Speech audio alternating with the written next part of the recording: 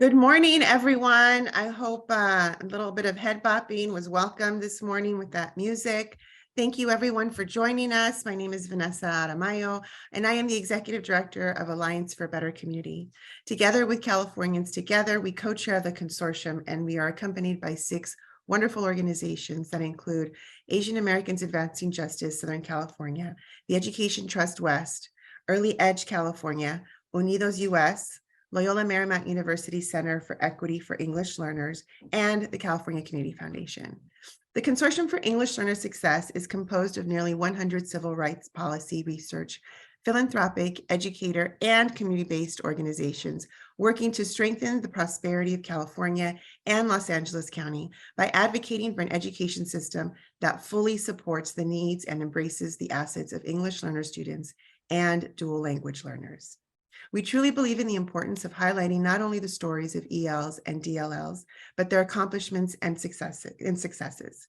We thank you all for being part of this great work, and the creation of the consortium could also not be possible without the support and thought partnership of the California Community Foundation. We have a wonderful program today, and to kick us off, it's my pleasure and privilege to introduce one such thought partner, Valerie Cuevas, who is a Senior Program Officer at the California Community Foundation, where she directs CCF's education programs. I won't go into her extensive background in philanthropy, education, and public service, but I will say that Valerie has not only been a champion for this work and elevating the needs of ELs and DLLs, but also a key thought partner. She's a proud product of California's public education system and a staunch advocate for kids. Welcome, Valerie.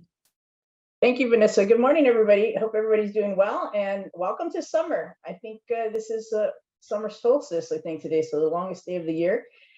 Great opportunity for us to focus on the children in our state, particularly our English learner students who are, in fact, embarking on their own summers with their parents and families and caretakers. On behalf of the philanthropic community, we know this is important work. Today's topic is especially important as we focus on the adults, the workforce, the support systems that work in our school communities on behalf of our children who are multilingual learners. We know there are a number of challenges facing the state in relation to workforce, but specifically there's a set of skills, knowledge, insight, and just heart that comes to the work that happens every day on behalf of the instruction of our students who are learning multiple languages. With that, we know that there are opportunities in relation to how we're supporting our educator workforce in preparation for delivering math standards, literacy development, family engagement, just ways in which our students are learning and developing as the whole child. So today's conversation is going to be very important. And so we're excited to be a part of this conversation as your philanthropic co-partners. There are a number of other folks who have supported this work, including the Sobrato Philanthropies, Bill and Melinda Gates Foundation. A number of other folks are at the table as well. So we're looking forward to the conversation, and welcome to everybody.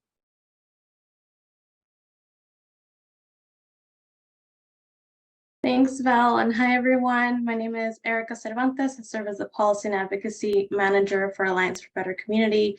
I'm excited to be here and be with such a great community of advocates and pioneers on this work. Valerie, we're honored to have you part of this work and have you here with us, as you are always very present with our work, so very appreciative of you.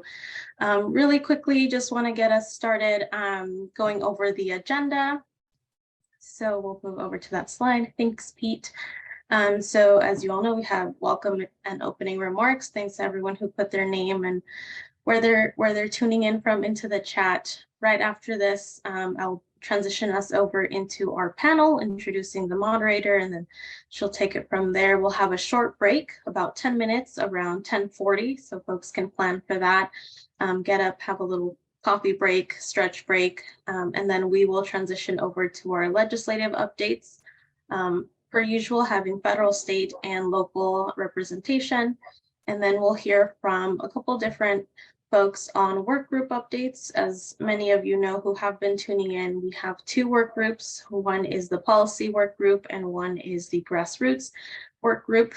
So we'll have a couple updates from those, and then we'll have an update from our co-chairs in terms of the consortium the consortium's narrative change communications work, and then we'll close out. So we'll transition over to, I want to introduce our moderator for our panel. So we have Dr. Maida Lara, Director of the Southern California Partnership and Engagement for Education Trust West. A little introduction for Maida. She is an immigrant from Mexico who grew up in LA, raised in a household filled with books and lively conversations. She became the first in her family to attend and graduate from a university. Started as an English teacher. Maida's love for teaching and her connection with students led her to Ed Trust West, where she is now the director, as mentioned, and her focus on education equity, particularly for students of color and those living in poverty. Maida works to make a difference in LA County and Southern California. She holds a doctoral degree in educational leadership for social justice from Loyola Marymount University. Thank you, Maida, for joining us and being a moderator for this great panel and conversation. I'll pass it over to you. Thank you, Erika. I appreciate the introduction, and I am so honored to facilitate today's conversation. I just also want to share that I am in my office in Oakland, and we are in Jack London Square. And that means that the train sometimes passes by. So I wanted to apologize ahead of time if you hear the train in the background. It's just one of the realities of being in Jack London. But again, it's a privilege to be with all of you today. And today's conversation is answering the call, innovation, and solidarity in the education workforce. As we all know, the education workforce really impacts educators, administrators, it impacts students and families, really, it impacts all of our communities. And knowing this, we really wanted to provide a space where we brought together different perspectives to share the importance of this workforce in California. Also, as many of you know, we are experiencing a teacher or an educator shortage, and this shortage not only affects our students, but it also has a larger impact that trickles down into all parts of a school district, really the community as a whole. So for today's conversation, we are going to start with some context setting. And Jonathan Kaplan is going to provide an overview of the educator shortage in California and the impacts across the state. He's also going to spend some time sharing with us how the California budget has or has yet to address this issue. We will learn more about programs that support the educator workforce and how we must continue the work that we're going to make a change in California. After Jonathan's presentation, you will have time to ask questions before we move on to our four-person panel. So with that, I'm going to go ahead and provide a short bio of Jonathan. Jonathan Kaplan joined the California Budget and Policy Center as an educational policy analyst in 2006. He has authored various studies on educational policy and funding in California, including analyses of how proposed state policies would impact public K-12 and post-secondary education funding, and how California's school funding compares to that in other states. He has also authored reports on the state's educational funding system, district-level expenditure patterns, and related topics. Before joining the Budget Center, Jonathan taught law and the United States history for 7 years in Martinez, California, where he also served as chair of the Alhambra High School Social Science Department.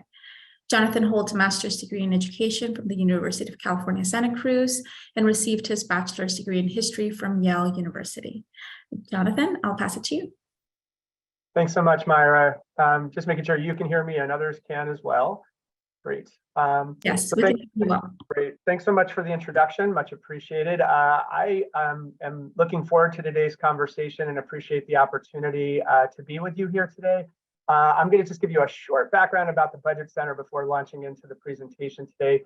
For those of you who are unfamiliar with the California Budget and Policy Center, we're an independent, nonprofit, nonpartisan organization in Sacramento, where we analyze state budget issues with the goal of improving the lives of middle and low-income Californians. As was mentioned, I came to the Budget Center more than 15 years ago.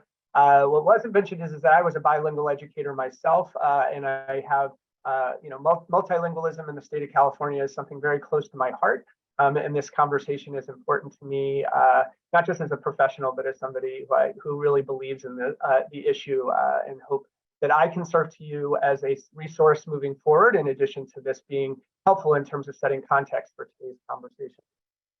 So without further ado, one of the things that I'm going to be talking to you about today is the state budget and why it matters so much for the educator workforce. And one of the key factors in the educator workforce in the state of California, and a critical is its critical role and strategy for recruiting and educating and retaining effective educators. And one of the key things there is competitive compensation. So competitive compensation for California educators is largely determined by school districts across the state. So I'm going to be talking to you first a little bit about why the state budget matters for schools, to sort of answer that part of the question, and then also talk to you later about funding for programs outside of school districts, and talk to you a little bit about why it is the state budget is so crucial for that as well. So let's talk first about why the state budget matters for schools. School district revenue is the key factor for providing that competitive compensation that I mentioned a moment ago. And to really understand how the state budget interfaces with schools and allows school districts to provide competitive compensation, we really need to understand why does the state budget matter so much for schools. Next slide. So when we think about that question, why state budget matters so much for schools, one of the key factors is knowing where school district dollars come from. So where does the K-12 funding that we see in school district land come from annually? Next slide, please. This pie chart shows us where funding for school districts and county offices of education, the primary employers of educators across the state, comes from. And when we look at this pie chart, we can see that the majority of funding that goes to school districts and county offices across the state annually comes from state revenue. Those are the blue pie slices on the chart. Shown in these blue pie slices, roughly 60% of overall funding for school districts comes from the state. About 40% of funding for school districts comes in the form of what's so-called state aid, which is general purpose dollars that school districts receive. About 12% of funding for school districts, the light blue pie slice on the chart, comes in the form of other state revenue. Other state revenue is for things, the majority is for special education and for child nutrition programs. This is not necessarily for compensation. It's really important for school districts in terms of functioning, in terms of their ability to provide services in their school districts. And then the last pie slice on the chart, the blue pie slice, is less than 2 cents on the dollar, comes from the California State Lottery. Next slide, please. So one of the factors that's really crucial for competitive compensation is the local control funding formula. I'm sure many of you are aware of the LCFF. This is the same exact pie chart, just broken down by LCFF dollars. So when we look at the LCFF, we see that more than 2/3 of school district revenue comes from the LCFF, which is why it is so important to school districts. And more than 2/3 of the funding for LCFF comes from the state, or from state revenue. So LCFF dollars are what's used to pay for the educator workforce, and all LCFF dollars, roughly 2/3 is coming from the state. So now we can really see why it is that the state budget is so important for schools. The state budget provides the majority of funding that school districts receive annually, and the state budget provides 2/3 of the dollars that LCFF is for LCFF purposes each year. So now that we understand a little bit more about why the state budget is so important for schools, next slide, please. We really should be thinking as well about where that state funding comes from, those blue pie slices. Where is that funding actually coming from? And when we think about the state budget, we're looking at a particular part of the state budget that's going to those blue pie slices. Next slide, please.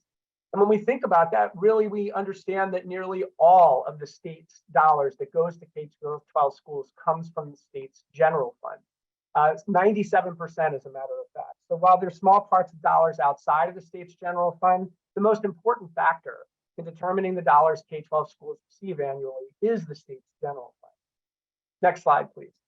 That is why annual state general fund revenue matters so much for education funding in California. It is the primary determinant of how school districts get their dollars and how much money they have to provide for compensation to their educators each year.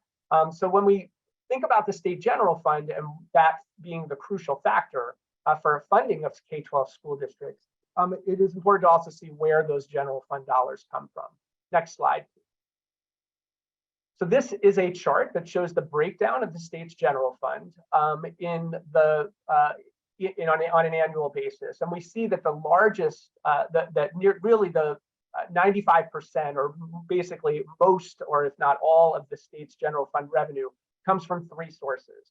60% comes from the personal income tax, a little less than 20% comes from the corporation tax, and about $1 in $6, or about 16% of funding, comes from the state sales and use tax.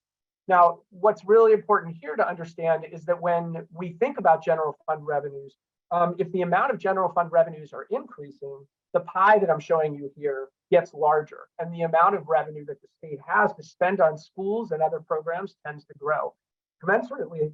And on the other hand, if the state's general fund revenues fall, the amount, this pie shrinks in size, and the amount of funding available to spend on schools generally falls. So we really need to be thinking about these sources of dollars when we think about what's available for schools and for other programs annually. Next slide.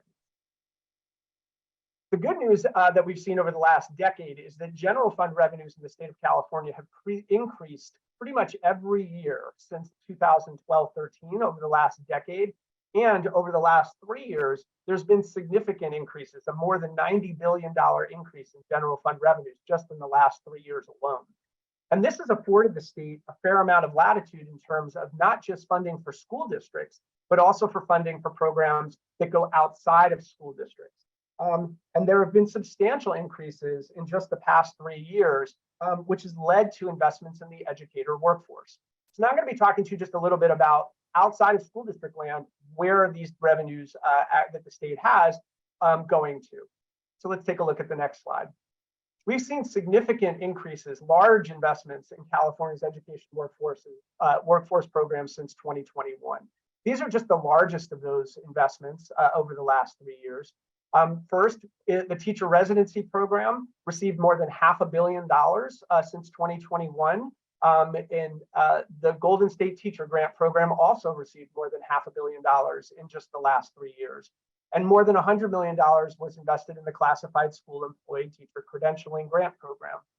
These three programs, as I said, are just examples of investments that have been made into the educator workforce over the last 3 years, and that were largely afforded by those very large increases in general fund revenue that we've seen in the recent past. Next slide, please. Now, as many of you have probably heard, the last 6 months, or 8 months really, we've seen a revision in our understanding of what revenues are going to look like for the state this coming budget year. That's the 2023-24 budget year, and projected to be moving forward into future fiscal years. And what that means is that there's been a shortfall in the state's budget. That is, a shortfall is between the amount of revenue that's estimated to come in and the projected expenditures that are going out. So the governor's May revision that happened just a month ago projected a $31.5 billion shortfall. That was up about $9 billion from what was projected in January. And that estimate reflects really reductions in revenue estimates. So the projections that were made last June, about this time last year, compared to where we are today, are significantly shorter than what we saw a year ago. Now, notably, the May revision did not predict or assume a recession. So if we were to have a decrease, a problem in the economy and a recession that hit in this year or in the coming year, we would probably see a reduction in revenue comparative to what we've seen in the May revision estimates.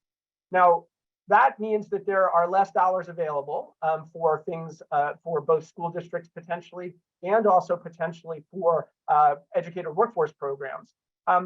Next slide, please. But what we understand, next slide, please. But what we understand is that there still is a shortage of educators, as was mentioned by Myra at the outset, and specifically a shortage of bilingual educators that has persisted for quite some time. Next slide, please. So what we've pointed to at the Budget Center, I put out an analysis a few weeks back, is to look at that shortage of bilingual educators by looking at the ratio of students to teachers, bilingual authorized teachers in the state of California. And when we look at that ratio, we can see in the top 10 languages of students whose families speak a language other than English in the home, we see very large ratios in many of these languages across the state. And by noting these shortages, there is an opportunity to sort of explain to legislators that while there is a challenging budget environment, it is still very important to be thinking about how to address these shortages and the opportunities that these students, more than 2 million students in the state of California, and the assets that they bring to the state can be advantaged if we were to invest in bilingual authorizations and bilingual education for these students in the coming years. Next slide, please. So while we have state fiscal constraints, my pitch to you at the end here is that there is really opportunity still for budget advocacy at the state level. It is a crucial factor in this budget advocacy for getting investments in programs across the state. And what we saw this past few months is that with consistent budget advocacy by many people involved and on this call today, and we're going to be involved in the discussion today, there were opportunities for success in getting funding for particular programs, and specifically in the governor's May revision, as well as also the legislative budget plans that have been outlined thus far. There was $20 million for the Bilingual Teacher Professional Development Grant Program. This is a program that can help in terms of addressing the teacher shortage for bilingual educators that I mentioned a moment ago. But there are certainly plenty more opportunities that can be made if, in fact, there is additional budget advocacy moving forward. So that's my pitch to you. Even though we're in a down budget environment, it's still very important to point out where it is that there are needs for investments, and making the case can still have success. So with that, the next slide is just where you can get in touch with me, my email address and telephone number. Also, anything that the Budget Center can be doing to help you with your advocacy efforts or otherwise, we're here to help. And hopefully that was helpful in terms of setting context for today's conversation. And with that, I'm happy to take any questions or be engaged in conversation with you moving forward. Thank you, Jonathan. That was incredibly helpful. I think that context setting is so important. And, you know, everything that you mentioned, we're really thrilled about the recent investments that have been made, but also know that there's a lot of work to be done, as you mentioned, especially focused, you know, when we look at the disparity between households where students speak a language other than English, and then the number of teachers who have bilingual authorization. So again, folks, now we'd like to open it to the audience for conversation and for questions. So if you do have questions, please do add them to the chat. We do have this one first question, and it really is, how can we prepare for the next budget cycle given what's happened this year? Great question. You know, what we say at the Budget Center is that the budget cycle is cyclical. It happens all year long. There is no on and off season for the budget. And in fact, while things are going to be tied up here with regard to this year's budget very soon, literally within a week, the state's Department of Finance, which is the governor's arm for developing the budget for next year, goes into full swing. Advocacy in front of the Department of Finance, the legislative budget committees and their staffs can start happening very soon for next year's budget. And in fact, it's very important to start thinking about what those budget priorities will look like for yourselves moving forward into the budget year. And the biggest pitch I can make to you is to start developing relationships with people at the Department of Finance on legislative budget committees now, to reach out to them, thank them for their work over the course of the last several months. They work very hard, praise them when they've done well, and ask questions about what you think are important for your priorities moving forward, starting very soon. So don't think of this as sort of like we're done and now July and August people go to bed. Really what's happening is that starting pretty quickly here, they're going to start developing their budget developments and priorities for the coming budget year, starting in about July and August. So make your case, develop relationships. And if you do not know who those people are or want to know how to be engaged with that discussion, please reach out to me and others in your consortium. I'm sure we'd be happy to provide resources to you to that end. Thank you for making yourself available. And I really appreciate you naming the importance of starting advocacy early, right? It's never too late. It's never too early to engage in advocacy. And I also appreciate you naming the importance of relationship building, right? That can make all the difference in really moving the work forward. Do you have any other recommendations of where advocates can focus their efforts if they want to make long-lasting change in the educator workforce? Yeah, I mean, I think, as I said, you know, what I tried to break down in the presentation is two big pieces. One, the funding for school districts and county offices of education is crucial for competitive compensation, which is really the pull for educators to come into the workforce. So to be engaged in that discussion is important. On the other side, the issue of supply is really also very important as well. And so teacher residencies, the Golden State Teacher Grant Program, those are investments that have already been made. The ability for you at the local level to be engaged in trying to advocate for use of those dollars for specifically getting more bilingual educators into the pipeline is really important. I would say there was an unfortunate development that happened in last year's budget agreement, that there were specific language pieces in prior to last year that specified that shortage areas such as special education and bilingual education were necessary to were requirements for the teacher residency grant program and the Golden State Teacher Grant Program. Those requirements have been watered down, it's one way of putting it. And it's really important then for local advocates to be engaged in the process about how these dollars are actually going out the door, and to make the case that bilingual educators and bilingual authorization is crucial for leveraging the assets of millions of California students that bring languages other than English into the classroom with them each year, and to be able to make sure that these programs are leveraging that asset as we. Yeah, thank you for sharing. And if folks would like to learn more about the 3 grant programs, where would they go? Great question. So the Legislative Analyst's Office puts out good information on these programs, and the specific information around some of what I've pointed to has come from the LAO. It's a good resource, generally speaking. Sometimes it's a little hard to find the particular resources that they have, but it's not terribly difficult. If you have challenges, I can certainly help you there. So that's certainly one place to look for in terms of information. You can also look to us at the Budget Center in terms of things that we put out. Yeah, I think those are some good resources. The other thing is to actually reach out to the legislative budget subcommittees, Budget Subcommittee number 2 and Assembly Budget Subcommittee 2, Senate Subcommittee number 1, and their staffs can be helpful in terms of not just providing resources, but understanding as to the most recent sort of state of affairs as relates to where things are in terms of educator workforce programs. Yeah, thank you for that. And again, the reminder, right, about already building that relationship with those folks in order to ensure that, you know, there is communication, back and forth communication throughout the year is important. And you've mentioned the importance of local advocacy several times. Do you have any recommendations on how folks can begin to mobilize their communities to push for other grant programs in the upcoming legislative cycle?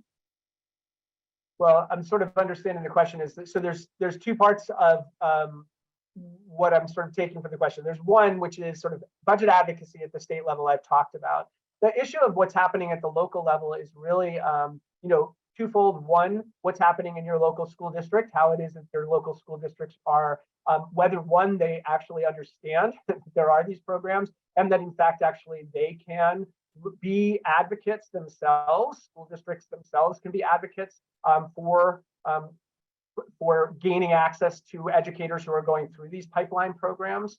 The other is to engage with local institutes for higher education and understand as well what what opportunities they present, because you know the institutes for higher education are crucial for preparing you know, pre-service teachers, and for making sure that you know, that there is a pipeline coming through that way. So being engaged with local institutes for higher education is a piece.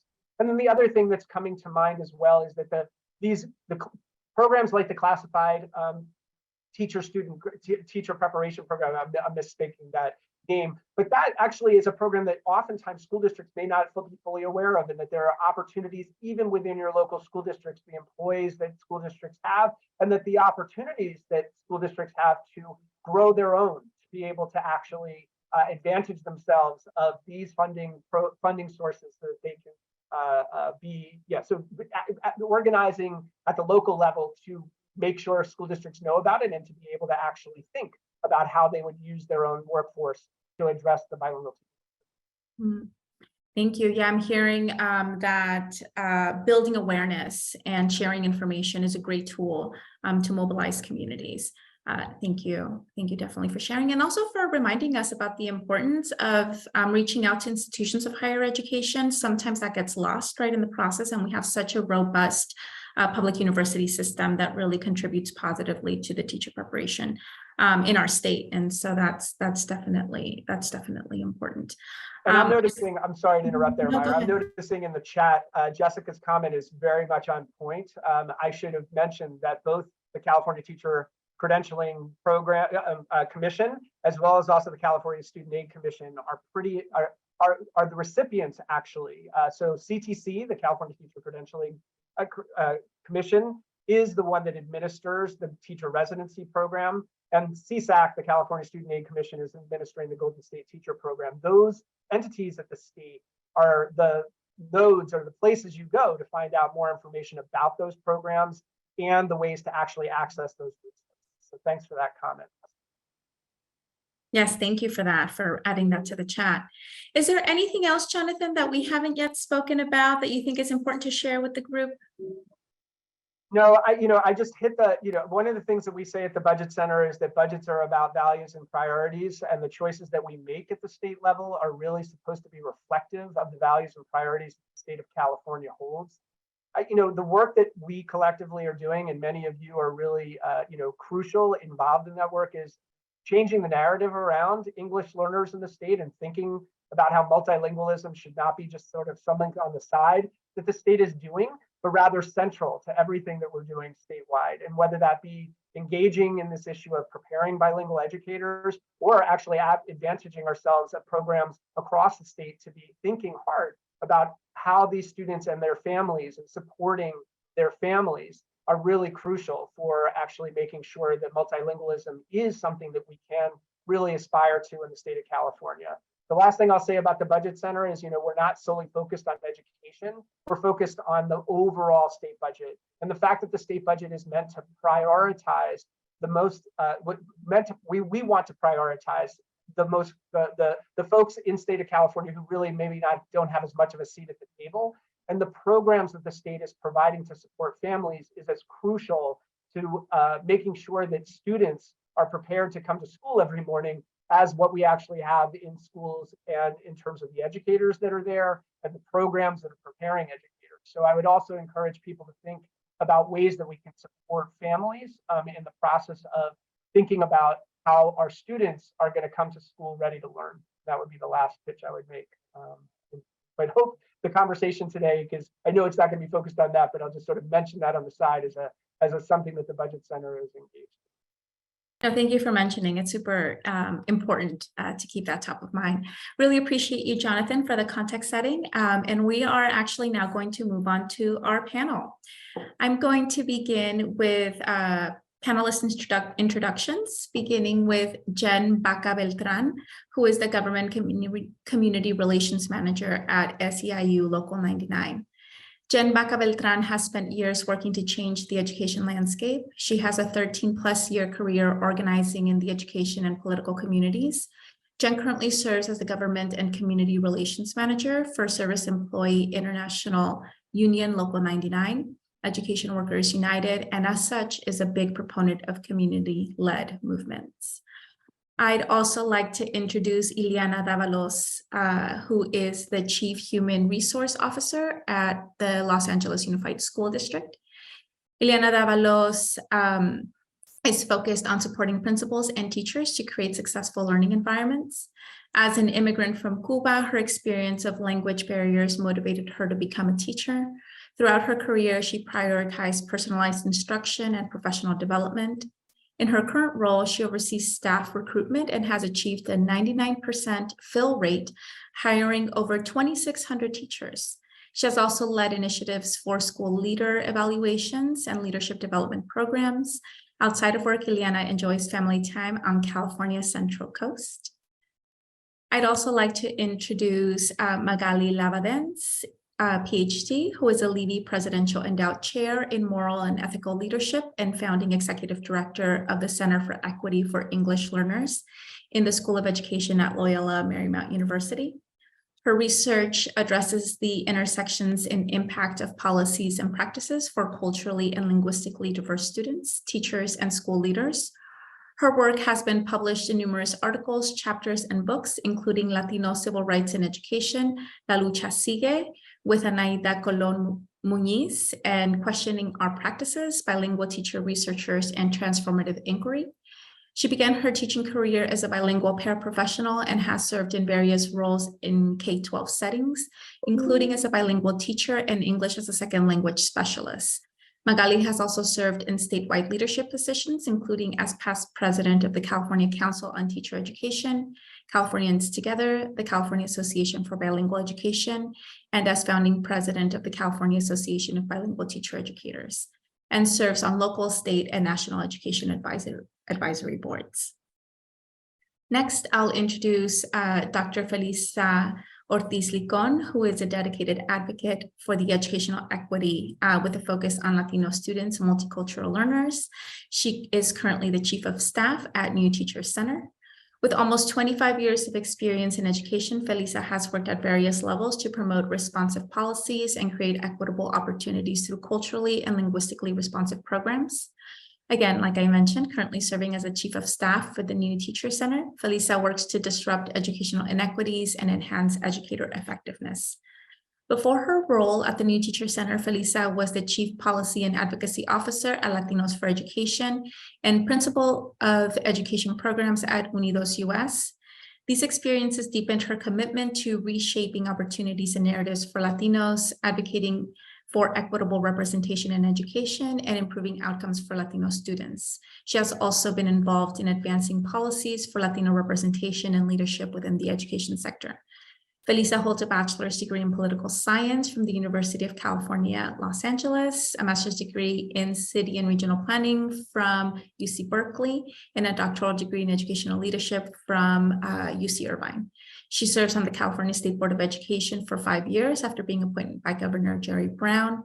Felisa is happily married to an educator in the Long Beach Unified School District, and their children attend a dual language program in the same district. Such a powerful panel. Thank you, everyone, for joining us. And I think we're going to stop sharing slides so that we can see all of the panelists.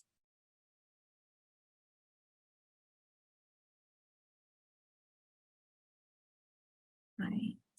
So the first question is for all of the panelists, and I think we're going to get them all on the screen soon. I see everyone now. So we'd like to ask all of you, I know we've just heard your bios, we've heard the power that is on this panel, and if you could just tell us a little bit about your current role and the work that you do in service of the topic that we're talking about, right, which is educator diversity. Perhaps we can start with Jen. Hi, good morning, everyone. So Jen Baca-Beltran with SEIU Local 99.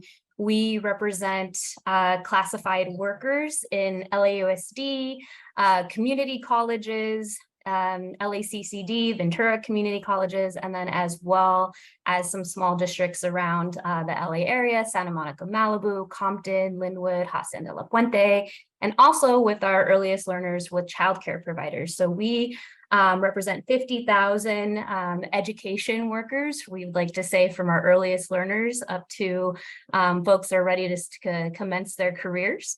So we are able to kind of see the education perspective from all vantage points, which is very unique for a labor union to have that perspective, and are the largest education classified workers union here in the state of California. So very excited to be here. A little bit about myself. I am a former teacher. I grew up in the SGV, the 626, if you all are familiar, which is a heavy immigrant population for both Latinos and the Asian community. So very much growing up, my experience was hearing a lot of different languages, but unfortunately it wasn't expressed as being an add value while growing up in my community. And it wasn't until I moved out of state to become a teacher myself where I truly missed the opportunity and diversity that California schools provide. Taught in Detroit public schools during the Great Recession timeframe, US history, civics, and economics, as during the recession, history was kind of revealing itself, and being there on the ground level with students at that time was very meaningful. Flash forward, came back here to LA because the winter is not for this Southern California girl. Moved back here and worked in other ed spaces, ed nonprofits, did a lot of political organizing, education advocacy organizing, and eventually landed here with SAU Local 99. And so a lot of our work that we do here, and me in particularly as the government and community relations manager, is focusing in on our LAUSD classified workers and our childcare providers, and what issues are deeply impacting the communities that they serve, and how we can work together and advocate for stronger policies and living wages at both the state level and the local levels at the district, county, and city of LA.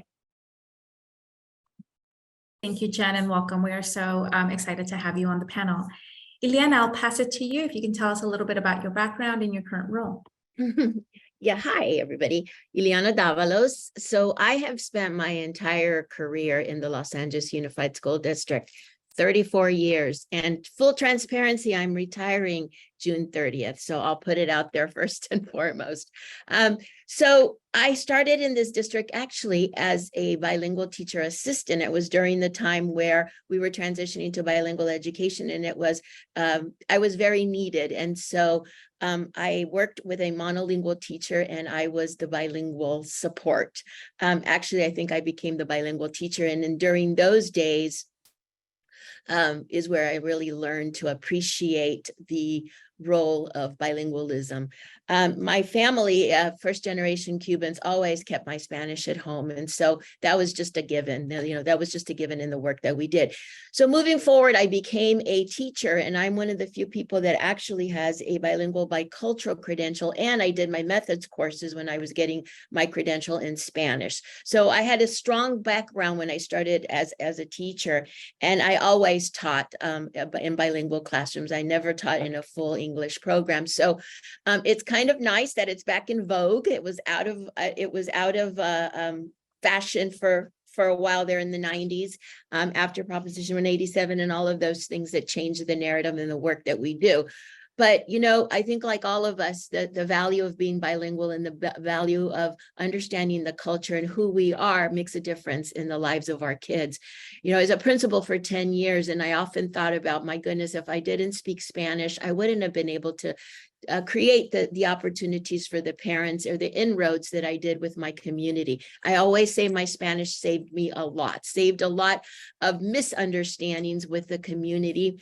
And interestingly enough, have helped me to connect on a level with families, immigrant families, very much like mine. So keeping all of those pieces in my toolkit and in my background has really elevated me to the point where I am now in terms of becoming the chief of HR and having the overseeing the ability to hire the teachers. We made a goal this year in the strategic plan that by 2026, 50% of our hires would come from an underrepresented minority, and we've already surpassed that. We're at 75%. So we're very excited that our efforts have made a difference. And as I was preparing for this, one of the things that I wanted to say that first and foremost is that it's important to bring teachers into the profession, particularly bilingual teachers, but we can never forget about quality. And so I want to keep that front and center in the conversations that we have, because the Los Angeles Unified School District has worked really hard on creating frameworks that talk about pedagogy and talk about what it is that teachers need to do. So want to make sure that we bring that front and center to the work that I do. So thank you. Thank you, Ileana. And I'd like to echo Felisa's words in the chat. Thank you for for your service to our students, families, and educators, and congratulations on your retirement. Magali, I will pass it to you if you can tell us a little bit about your background and your current role. Thank you. Well, I also was born in Cuba, part of the Cuban refugee system. My trajectory was a little different than Ileana's. My family came and moved up the East Coast, and we were in a submersive educational experience. And I was struggling in school, in the elementary schools, because there was a huge mismatch between what teachers knew about what I needed as a learner. And it wasn't until I was in second grade when I didn't go to school for a whole year because I was struggling so much that my dad taught me how to read in Spanish. And that really opened the world for me in terms of literacy development. And I think it was about then that I decided to become a teacher. So we moved to California, went to LA Unified Schools. And since then, my career really was following the trajectory of a paraprofessional. I became a bilingual paraprofessional, became a bilingual teacher, got an opportunity through Title VII fellowships to go to USC and get my doctoral degree, where I really wanted to help prepare the next generation of teachers at Loyola Marymount University, which I've been at since, well, 30 plus years now, a long time. The center I founded in 2006. While I had a wonderful opportunity to begin the bilingual teacher preparation programs to uplift and incorporate the CLAD, the old CLAD now that has been, Jonathan mentioned the watering down of educator preparation, not just in the fiscal aspect, but also in the preparation. The evolution of teacher preparation really made me want to connect and be more connected to the field. So the center was founded through some funding that I had from philanthropy, which is such an important and vital role in sort of the ecosystem that we all live in, to really be more connected with policy and practice. And that the work that we do at the center has really evolved, and many of you have been our partners in this, and part of our partnership has been with the California Community Foundation that has created the consortium from the very beginning in 2018. You'll hear a little bit more about that. And my work has continued to stay focused on those intersections that you read in my bio, Maida, that it's really about how those three connections and intersectionality between research, policy, and practice really need to come alive and be actionable so that we really can make the effective and positive change for our students and communities. Thank you, Magali. And Felisa, if you can also tell us a bit about your background and your current role. Thank you, Dr. Lara. So Felisa Ortiz Licon, and I am the proud daughter of Mexican immigrants. On my mother's side, she's first-generation immigrant. My father is a third-generation immigrant, and I'm the first-generation US born. And so since 1920, my family and my father's side in particular was really focused on maintaining our culture and our language. And I'm very grateful because can you imagine keeping Spanish when you are working in Ohio as a steel worker, or working in Detroit in the Ford assembly line, or working as a bracero. And in spite of a lot of racism and discrimination, language was for us the cultural preservation. And so, and it continues to be. That's why my children are now pursuing a DI program. I come from a family of educators. My mother was a paraprofessional for Head Start for 25 years. All of my siblings have been educators, from being principals, early childhood. I married a teacher who just completed his 25th year of service for Long Beach Unified. And I'm very proud of him because though he didn't get a little certificate or anything, he has just generations of students that know that he has reached and touched their lives. So a little bit about my work at New Teacher Center. I think that so much of what I've done has really paved the way for my role currently. I've worked in the civil rights space, in nonprofit for about 20 years, but 17 of those years in the Latino space. Civil rights with Unidos US, and also at Latinos for Education, working on the program side and the policy side. I'm very passionate about both. I believe that programs shifts or practice shifts could really give us the quality education that we seek for our students, in particular for systemically underserved students, which I consider myself as one of those students. my life has really been at that intersection of privilege and oppression, right? Because even though I have the profile of students that have been systemically marginalized in our system, I was able to accomplish what many feel is the American dream, right? A bachelor's, a master's, a doctorate. And I would say that 80% of the first generation in our family has done the same. And we're moving on to the second generation. I just attended my niece's graduation from UCLA. My nephew graduated from Stanford Law. And for us, this should not be the exception. We should not be an exceptional Latino family that's able to accomplish these educational milestones. They should be part of our legacy as a community that has long-standing roots in this country and that has consistently contributed to our country. So for that reason, again, I'm a New Teacher Center where our mission is to disrupt the predictability of educational inequities so that we could better serve students that have been systemically underserved by accelerating educator effectiveness. So we put a lot of premium on educator effectiveness, and that is why I'm joining today's conversation. Thank you for that, Felisa. And actually, this next question is for you specifically. As you mentioned, the New Teacher Center has prioritized teacher effectiveness for over 20 years. Can you share with us how educator effectiveness really impacts California's workforce? Yeah, thank you for that. We have been doing this work since our founding in 1988. We were actually birthed in Santa Cruz, California at the University of California, Santa Cruz. So Jonathan, your alma mater. So at NTC, we focus on educator effectiveness and supporting educators from novice to experience, because I believe that in the career trajectory of an educator, supports are needed at various milestones in their career pathway. When we do this, we're actually accomplishing several things. One, we know that educator effectiveness has correlation to student learning and development, right? And so we know that as we are better preparing our students to be college and career ready, then we are contributing to the talent in the workforce.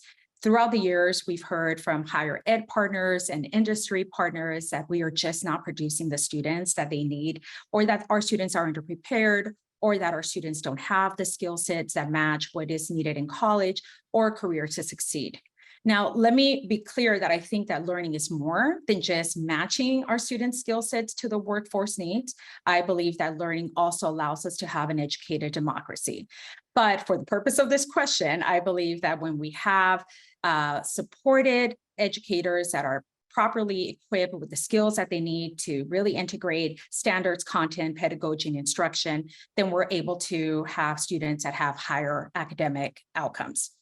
Now, the second reason that educator effectiveness matters is that we know that when we look at educator workforce research, we know that there's four things that surface. One, educators want to be properly compensated. That is across the board, and in a state like California, that is a high cost of living state, of course, that matters. Two, they want professional development. They want good working conditions, and they want mentorship. Educators for Excellence did a survey, and they compared white educators and BIPOC educators. And for educators of color, leadership opportunities and mentorship actually ranked higher than compensation. Now, this is not to say that compensation did not matter, and I want to bold that. Compensation matters. We are compensating professionals for the work and the skills and the talents they bring. But professional development, leadership opportunities, and mentorship really matter. And so we need to build the working conditions to stabilize the educator workforce. And when we do that, when we provide support, when we are training our educators and we're able to stabilize the educator workforce, we have higher academic gains for our students, we have less attrition, we are able to better recruit to the profession because people are seeing that our profession is stable, that people feel that they are thriving, that they're being, that they feel fulfilled by their role. This is something that matters in today's workforce. People forget that we're working with a generation, the millennial generation, which is 38% of the workforce, that when they enter a space, they want to be able to have a seat at the table. They want to be able to feel fulfilled by the role that they're serving. They want to challenge what they feel is not working. So this is not the generation that is going to say, well, this is the way we've done it, for decades. They're going to challenge why we're doing things the way we're doing. And so we need a system And we need a profession that really aligns with the workforce that we have. We're no longer going to get the people coming into our system with 25, 30 years, 40 years that they're going to be in the profession. That is just a reality. If we want to do that, then we need to promote them. We need to create pathways for teachers to be cultivated and promoted. That again stabilizes the workforce.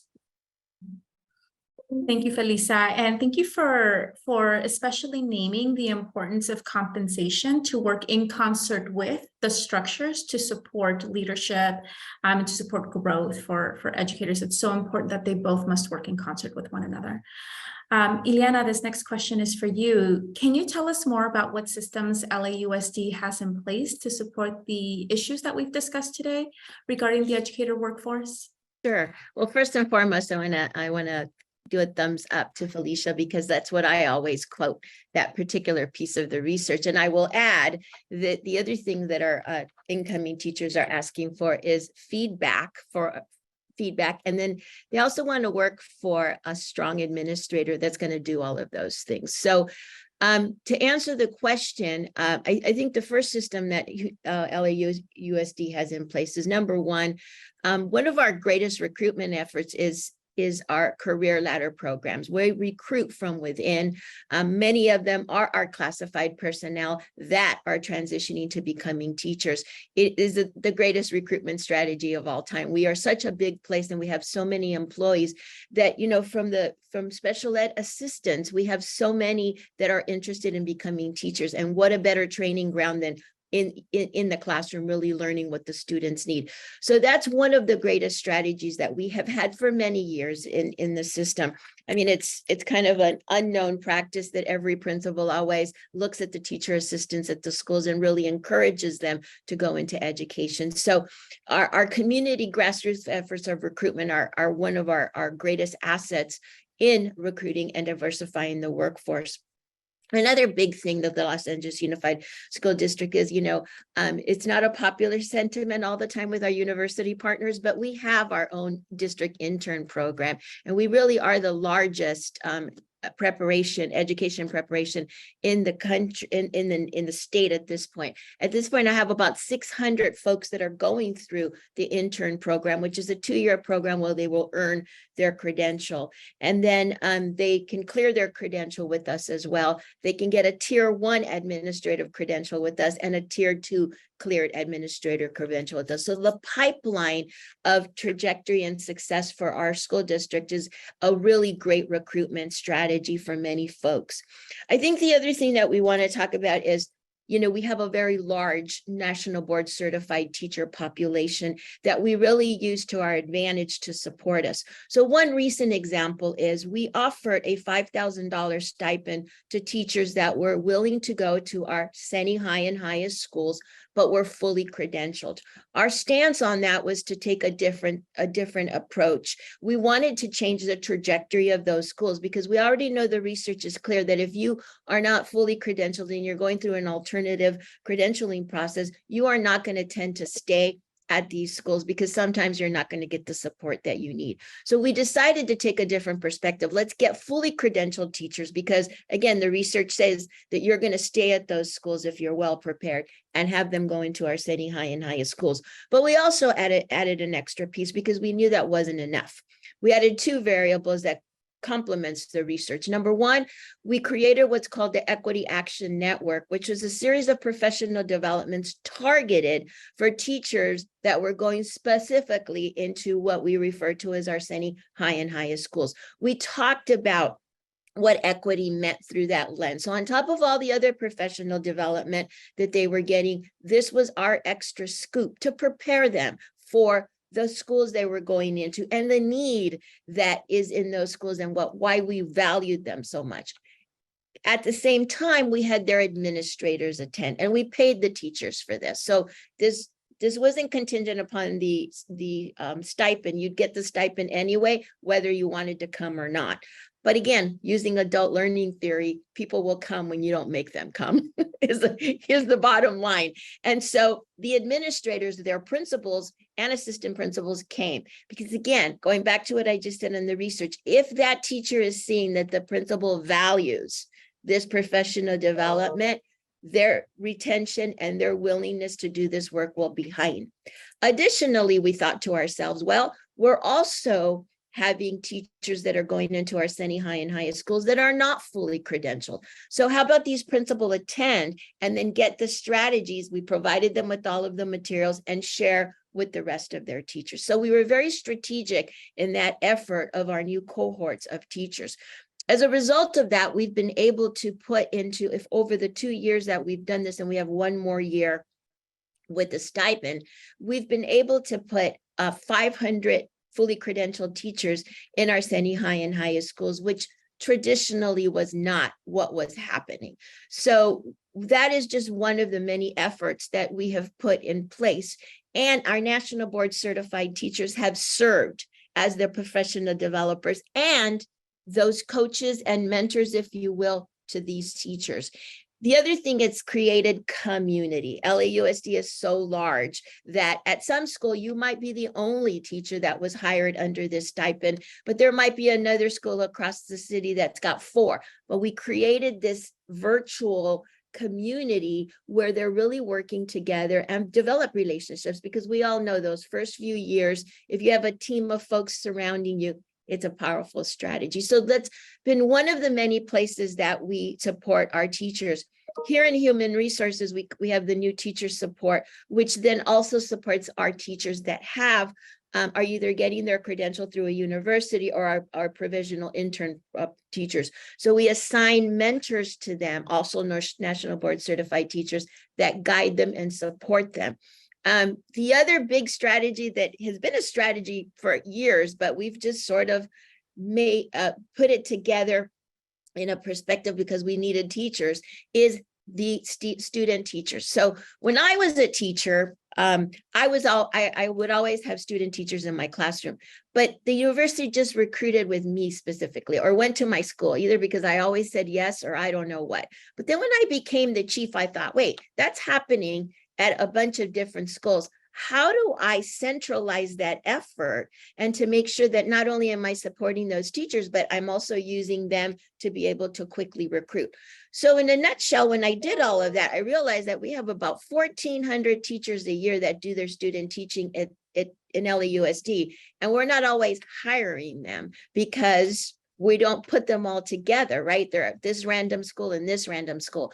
So through our teacher support team, we've brought them together. We meet with them on a monthly basis, and we have brought our recruiters in, and that has yielded really great outcomes, because now what's happening is some of those principals are hiring them. And that used to always happen, but it happened here, there, and everywhere. Now it's a group of people that we interview, we make them eligible, and they're coming into the workforce after they've been part of LAUSD. So those are the 2 of the latest ones that we've been utilizing that have been really yielding really great outcomes. Thank you, Liana, for the robust overview. Central to everything that you shared, what I'm hearing is the importance of building community, right, for sustainability. And that's so important and valuable. We do have a second part question, which is, do you have any recommendations for the consortium given the framework that the district has developed?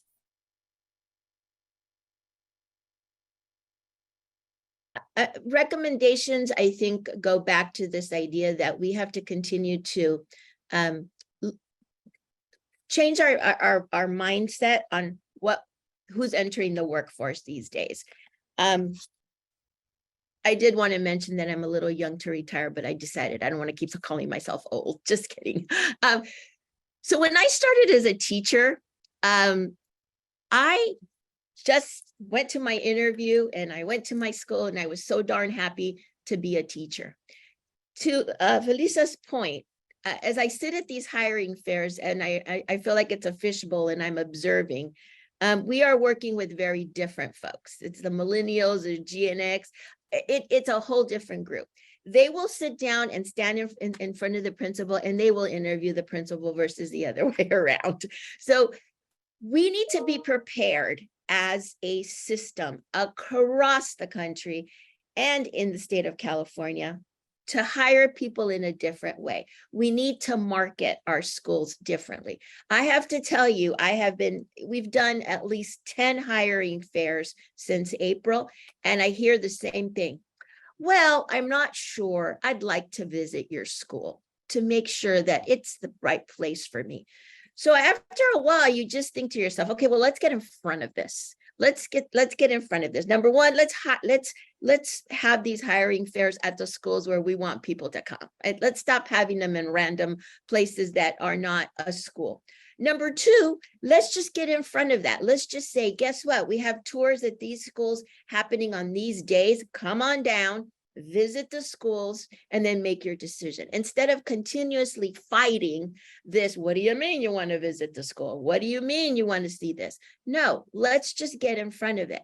When I send out that I need a teacher, I'm gonna do a video. I'm gonna tell you as the principal why I need you, and then I'm gonna do a little tour of the beautiful school where it is, because we have to stop with people having preconceived notions about the zip codes of the schools we're sending them to. Let's highlight the beauty of the community. Let's highlight the resources that the community has. Let's cater to the, am I going to have a core team? Is there going to be opportunities for collaboration?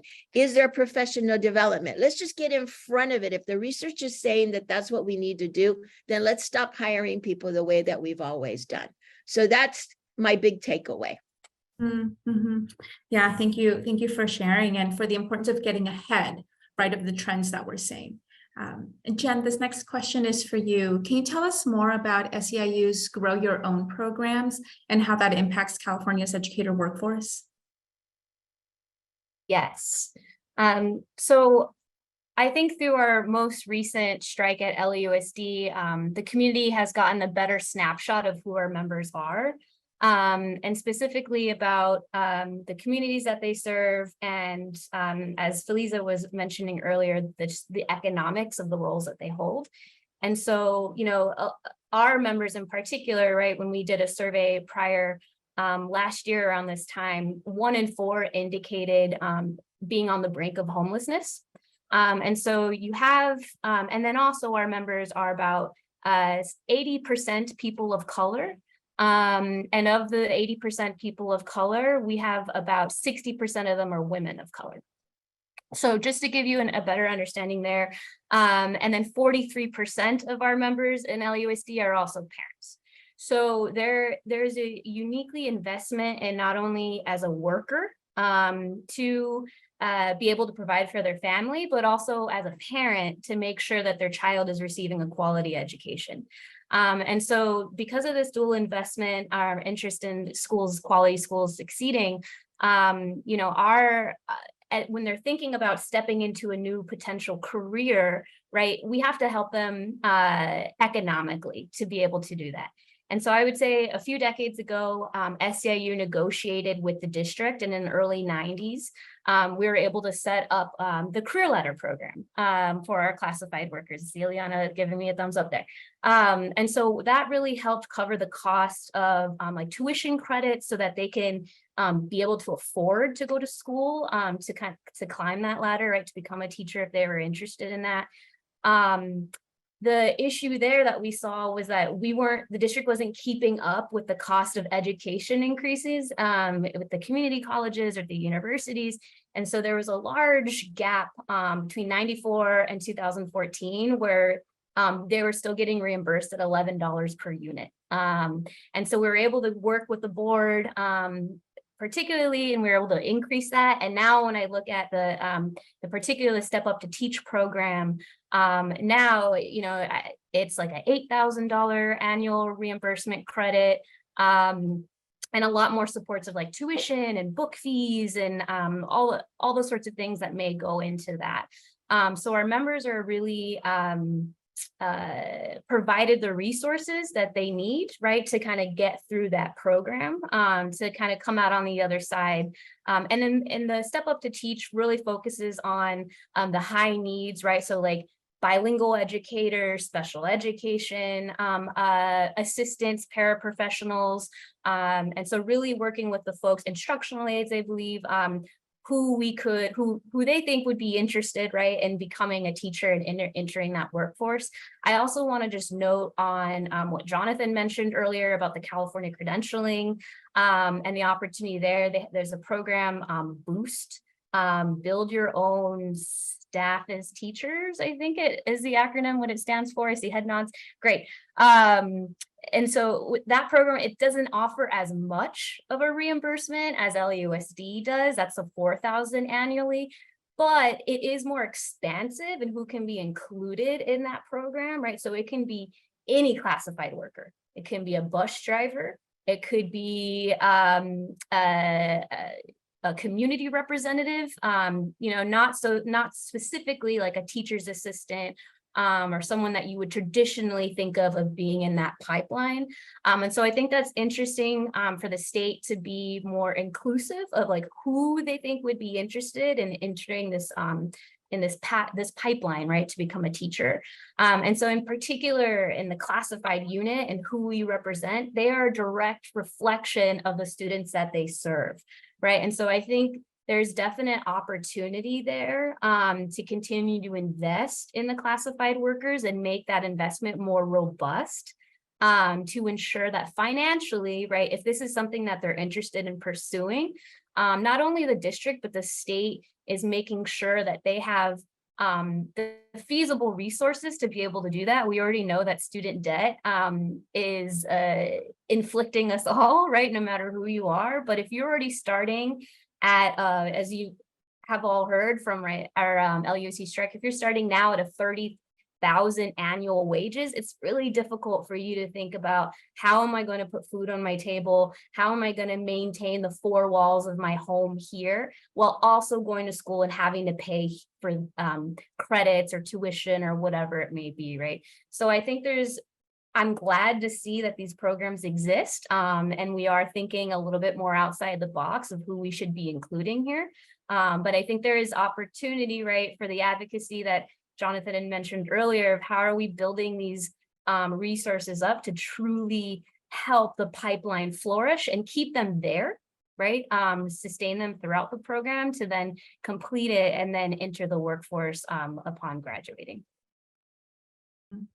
Thank you, Jen, for sharing such important context to uplift. Can you share more about how you recruit and support potential candidates as they pursue careers as educators? Yes. So we recently, I'll bring it up again, negotiated our contract and we were able to get a $3 million investment for LUSD for our education fund. And so what we see leveraging for those funds, the education fund, is providing training opportunities, support, mentorship of classified workers in the district and through all their pipelines, right? So not everyone wants to be a teacher. Some of them want to become further experts in their craft of whatever that may be. But all in all, how are we leveraging best practices that the district already has? How are we going to steal best practices from other neighboring districts or other states and what they're doing and provide the support that our members need there. And then additional, it didn't make it through, unfortunately, in this contract cycle, but we'll likely bring it back up again. So I'd love to have your support there. We were negotiating with the district to expand investments, not only around reimbursement for tuition, but also rental assistance, utilities assistance, those sort of bread and butter. How do I keep my family afloat while I'm going to school? So we had put that in there. It didn't make it at the end of the day for bargaining, but we're trying to see how can we take care of the individual and their family so they can continue to think my basic needs are met. So now I can then continue to think more expansively of what this means for my career or my family if I take a few hours away from them once I'm back home, right? That's a loss. That's a lot to endure on a family. And then additionally, I just want to add, we represent after school program workers. So these are like the beyond the bell folks and the after school workers that are working with our children beyond the hours of the traditional school time, which are amazing set of groups or amazing set of workers that I think are being untapped here. And so we are trying to think better of how can we sustain these workers? We saw over the course of the past 5 years, there's been a 90% turnover of these workers. A lot of these kids are college kids that are taking up, after school time. I'm out of school. I finished my college courses and now I want to get paid and working with kids, and that's amazing. But I don't think necessarily we're doing what we can to sustain the after school workers. And so these are about 7,000 folks that can be in the teacher pipeline that we're just not tapping into yet. And so just wanted to, think about how we can use our homegrown talent that we have at the district and keep them there, because we're building them up and we're training them, and then we're losing them to somewhere else that might be offering, better benefits or wages or whatever it may be, better opportunities. But I do think, the district has opportunities, and the district internship program, which actually, Ileana, a few of my relatives went through, and it was an amazing experience for them. They are still at the district. And so I just wonder, how are we leveraging our current talent, keeping them there, sustaining them, because we know that there's investment to their communities. They're serving it to begin with. Most likely they're from the communities that they're serving. And so if you're from the community that you're going to serve, there's more interest in you staying versus leaving to go elsewhere. Yeah, absolutely. Absolutely. Thank you so much for sharing. It's so important for us to keep of note, right, and keep top of mind the importance of building folks who want to be and stay within the communities that they live. Magali, this next question is for you, and you've been writing and speaking about the teacher shortage for some time now. Can you share with us how the teacher shortage has changed throughout the years and why what we are facing in California now differs from what we've seen in previous years? Yes, thank you. And thank you to the panelists and Jonathan also, who did so much of the framing in terms of what are some of the changes in California right now. I feel like California is just beginning to address the teacher education and educator shortage in the state, but we yet have to develop the comprehensive and coherent system that we really need to respond to the needs for teachers in the state. Part of the larger teacher education ecosystem that our fellow panelists have addressed highlight some of the policies and practices that are changing, that draw from some of the past, but there are a lot of things that remain consistent over time in regard to the teacher shortages. We heard from LA Unified that they're addressing the disproportionality between the student population and their teachers, but it really has not improved in terms of the share of teachers to the student population statewide and nationwide. So that disproportionality remains consistent.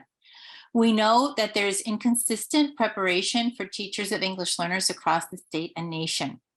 Our center just completed a toolkit for higher education for school counselors, teachers, and administrators that did an analysis of the performance expectations for those 3 educator roles and the English learner roadmap principles and elements. And we found tremendous gaps. And so we have that inconsistent preparation in terms of how our educators are prepared to teach our diverse students across the state. Despite the fact that California has some of the most rigorous standards in the nation, we still have some shortcomings there. It's been mentioned already that the rising costs of educator preparation in colleges and university is also compounded by the tests that teachers take, and the testing requirements for teachers continue to be in place, and they narrow the perspective of what it means to be a teacher, which I'll talk about in a minute as well. We also need to address the enduring effects of the pandemic. The pandemic, we have not resolved, right? We have not come around the disruptions, the stress, the health, safety, and the disproportionate exacerbated effects of the pandemic on teacher shortages, on the families, the students, and the teachers themselves. And we know that that has had an effect in regards to early reports on the numbers of teachers entering the profession, as well as the number of teachers leaving the profession. a really important concept that has been alluded to in some of the subtext of what our panelists have said is a conflicting view of the role of teachers. And these are enduring, conflicting political agendas about teaching and the teaching profession. And I'm just going to share two. There are several from the research. Two of them are the views that teachers are technicians, that teachers are prepared by meeting certain competencies, by testing, that their role as technicians is to be enforced by the narrowing of the curriculum, by using teacher scripted curricula and pacing plans. We live through that, and we are in danger of revisiting that with the current political climate that we have of the anti-CRT movement and this particular view that is still in place in many places in our country. The other view, and I'm only going to do two of the views of the teaching profession that have been documented in the research literature, is this view of teachers as intellectuals, a professional that has deep expertise in both their content, the pedagogy, and about the knowledge of who their students are and their strengths and needs. These are just two competing views of the profession that I think we need to grapple with as we look to the next generation of teachers that we're trying to bring into our public education systems. How we view teachers influence people's decisions to enter into the profession. We talked about, Felisa talked about the millennials and what they're looking at. Ileana talked about how young people are interviewing their supervisors and other teachers on the staff because they want to know how they're going to be treated once they do become teachers. And that's an important factor in how we look at this teacher education ecosystem as a coherent perspective. We do have some promising practices in California's programs and policies that influence both recruitment into the teaching profession and retention. We know that recruitment can begin early as high school, and can be part of college and career CTE programs, college and career and technical education, is really an important factor in growing your own. That trajectory that Jen mentioned can start with making sure that young people who are still in high school, even in middle school, see teaching as a viable profession. And we begin to give them opportunities to teach their peers, to teach younger students. And that's a viable aspect that can be part of that larger ecosystem. We know that there's the relationship that Jonathan talked about state funding, the state budget funding, and teacher compensation, and how schools are able to support teachers. And that needs to be a legislative priority as we continue to develop that coherent system. And that also includes the disproportionality that we face in California, and particularly in urban settings and suburban settings, about the cost of living increases and teacher pay. We're just beginning to tap into that, and it needs to be differentiated for locations and local contexts as well. And that we've also heard about the need for differentiated pay for teachers along the career trajectory, along those milestones, but also differentiated pay for bilingual dual language teachers, that their work is different, that they require additional expertise, additional preparation, and additional support. And we know that LA Unified just reinstated their bilingual differential for bilingual dual language teachers. That makes a difference in retention for teachers, but also in the support that all teachers receive. Across the pathways for entering the teacher, we do have in California alternative pathways, many different pathways, which have already been mentioned.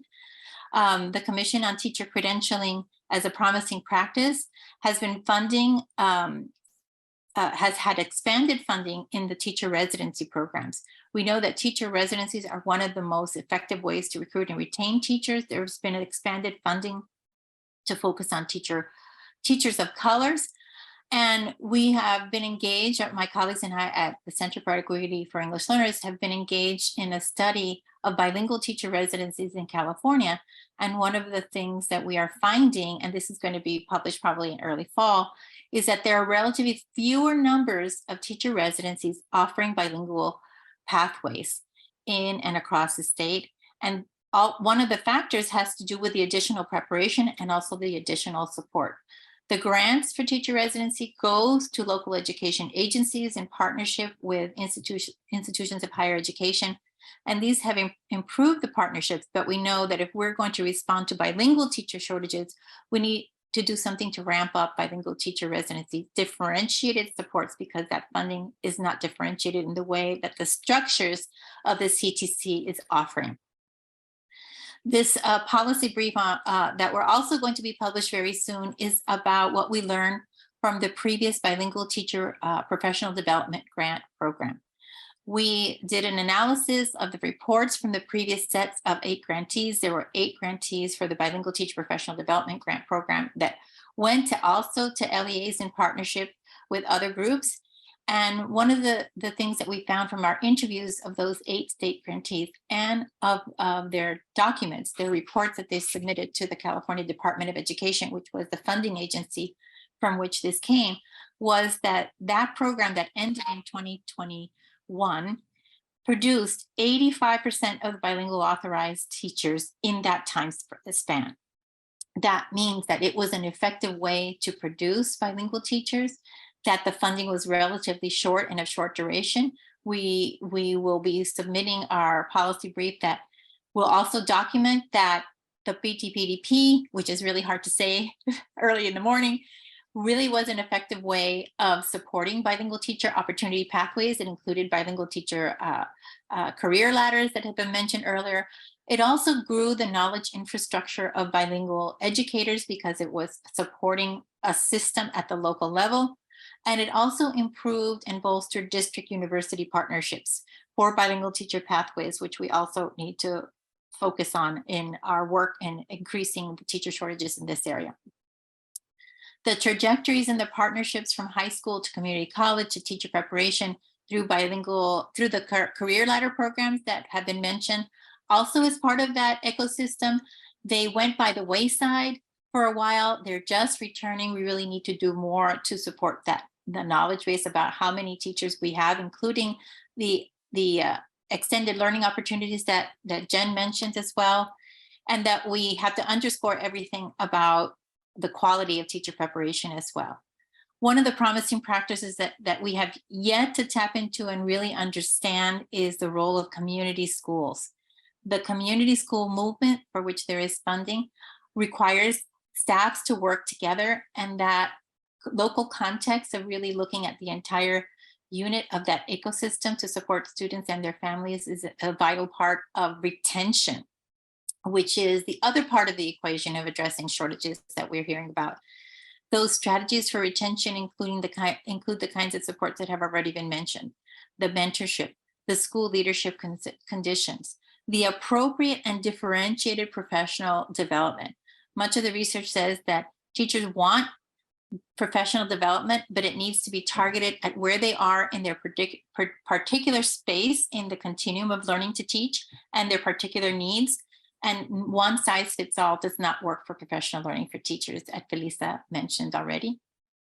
And those short, mid, and long range strategies are really needed. But that school boards, which we haven't really talked about the role of school boards, are really an essential component of that ecosystem in creating and funding local policies that really help support the recruitment, the career pathways, the retention, and the support that teachers need. And that's part of the aspects that we need to really respond to the shortages.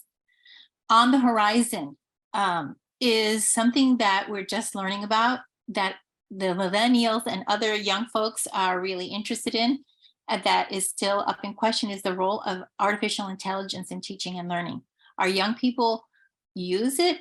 Our young people in college and universities are using it as well. And how do we really learn together about how to use AI in meaningful and appropriate ways in the teaching and learning process, and the teaching and learning process of becoming a teacher? Thank you, Magali, for the robust overview, and again, reminding us of the importance of shifting and changing, right, as the times are shifting and changing as well. We're nearing the end of our time together as a panel, and I did want to just ask a rapid fire question to each of you. I know we lost Ileana. She had to leave to attend another meeting, but definitely appreciate her contributions. And she did mention that folks can reach out to her directly via email and she can answer questions. So for all of you, this is a rapid fire question. Our audience consists of activists, educators, researchers, and policymakers. So keeping that in mind, what is one call to action you can leave our audience here with today as it relates to your current work in increasing the education workforce diversity? So let's start with Felisa. What's one call to action? I would say my call to action is don't let policy happen to you.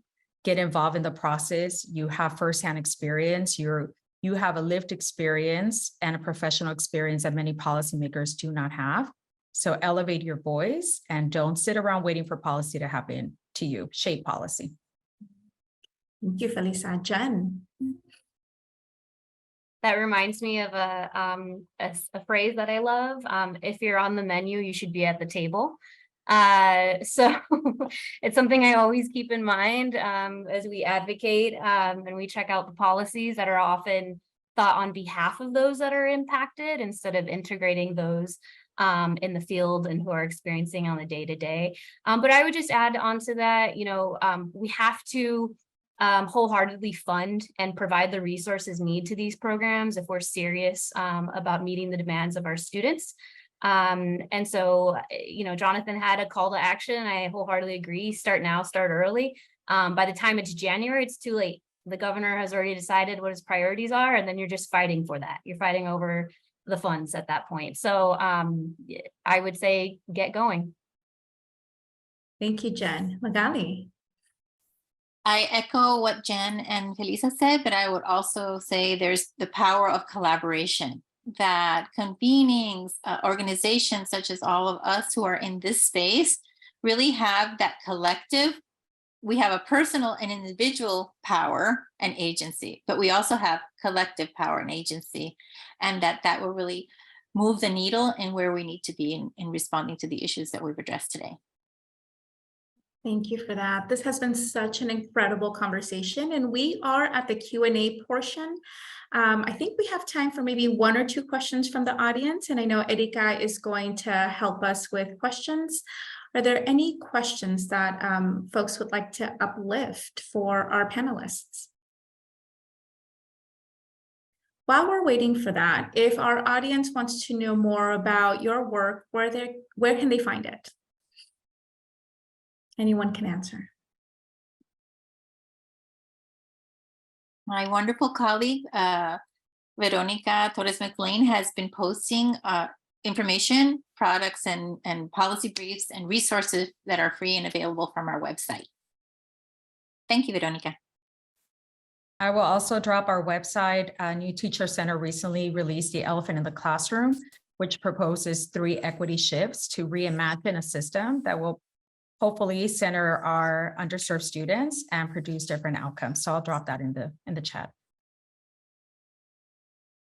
I've also just dropped our website into the chat, so you can feel free to check out what we're doing there. We're also pretty active social media posters, so feel free to follow us there too. Thank you all. And so I think that's actually going to conclude our session. We do have a question from Shelley from earlier in the panel. Is there any centralized effort to recruit and support the students who have earned the state seal of biliteracy into the intern or IHE teacher prep programs?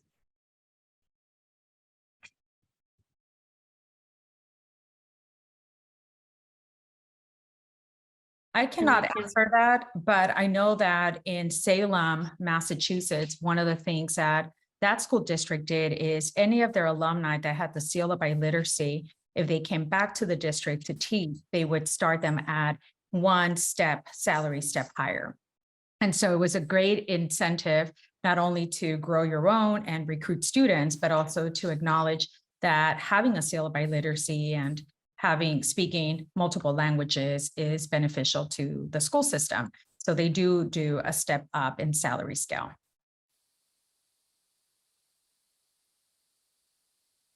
Appreciate it. And then we have another one from Jessica. I'm curious about the retention rate of those teachers going through LAUSD's intern programs and other Grow Your Own programs.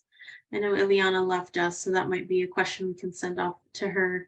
But if there's anything that folks can share on that end as well.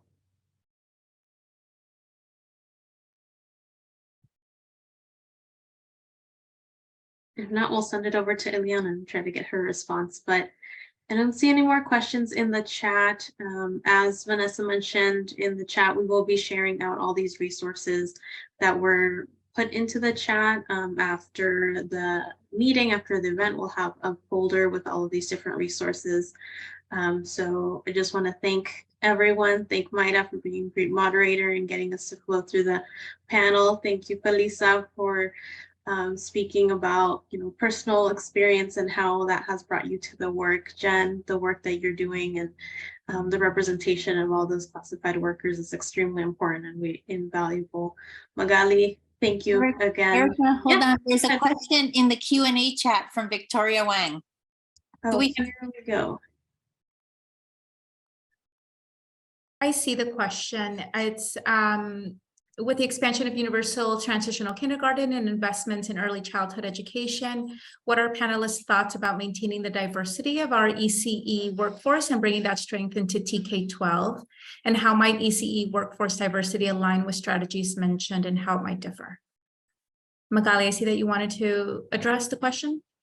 Well, maybe I can, but it's really part and parcel of what we were talking about, and with a unique opportunity now with the new credentials for pre-K-12 and universal TK, and also those partnerships that are mentioned are also important partnerships to work with Head Start programs in our districts and those early childhood education programs to tap into those folks. And I don't know, Jen, if that's been part of what you all been doing in LA Unified as well, because I think that's a very unique opportunity that we have now with the expansion of TK. Yes, and it's something that we've been thinking about, especially as we represent childcare providers in the state of California. So we've been very active in the conversation around UPK, how we can be more collaborative with our ECE partners. A lot of times it's very much siloed. It's ECE here, K-12 here.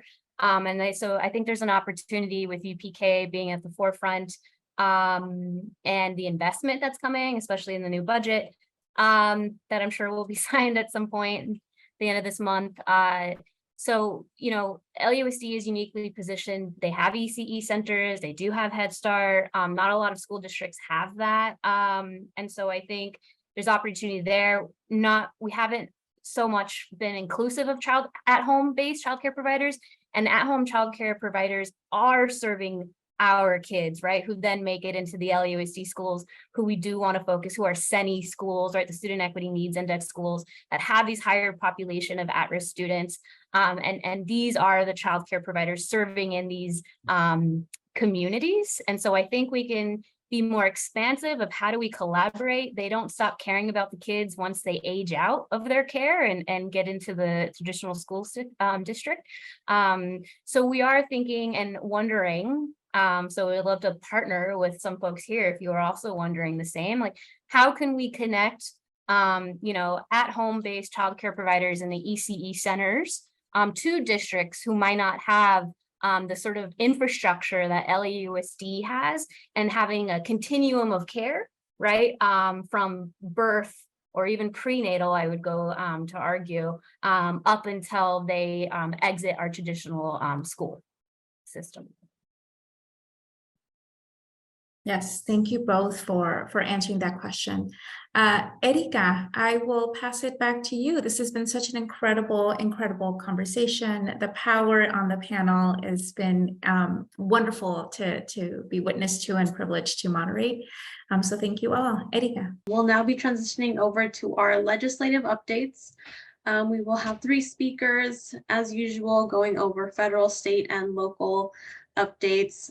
Next slide, just so folks can have the picture of our speakers. First, we will have Melina Kipper, with a senior strategist for education policy with Unidos US. We'll be providing our federal updates, and I believe she will be accompanied by Viviana Martin as well. And then we will have Shelly, strategic advisor with Californians Together, and my colleague at Alliance for Better Community, Dalia Velasco, policy and advocacy coordinator. So take it away. I think, Melina, you were up first, and we have your slides. Thank you so much. Thank you so much for having me today. First of all, thank you so much for the incredible presentation before the panel. It was really informative. As Erica shared, my name is Melina Kipper. I'm the Senior Strategist for Education Policy for Unidos US. I'm here today on the behalf of our Education Policy team. So thank you so much for having me. It's really, really great to be here. If you can go to the next slide, please.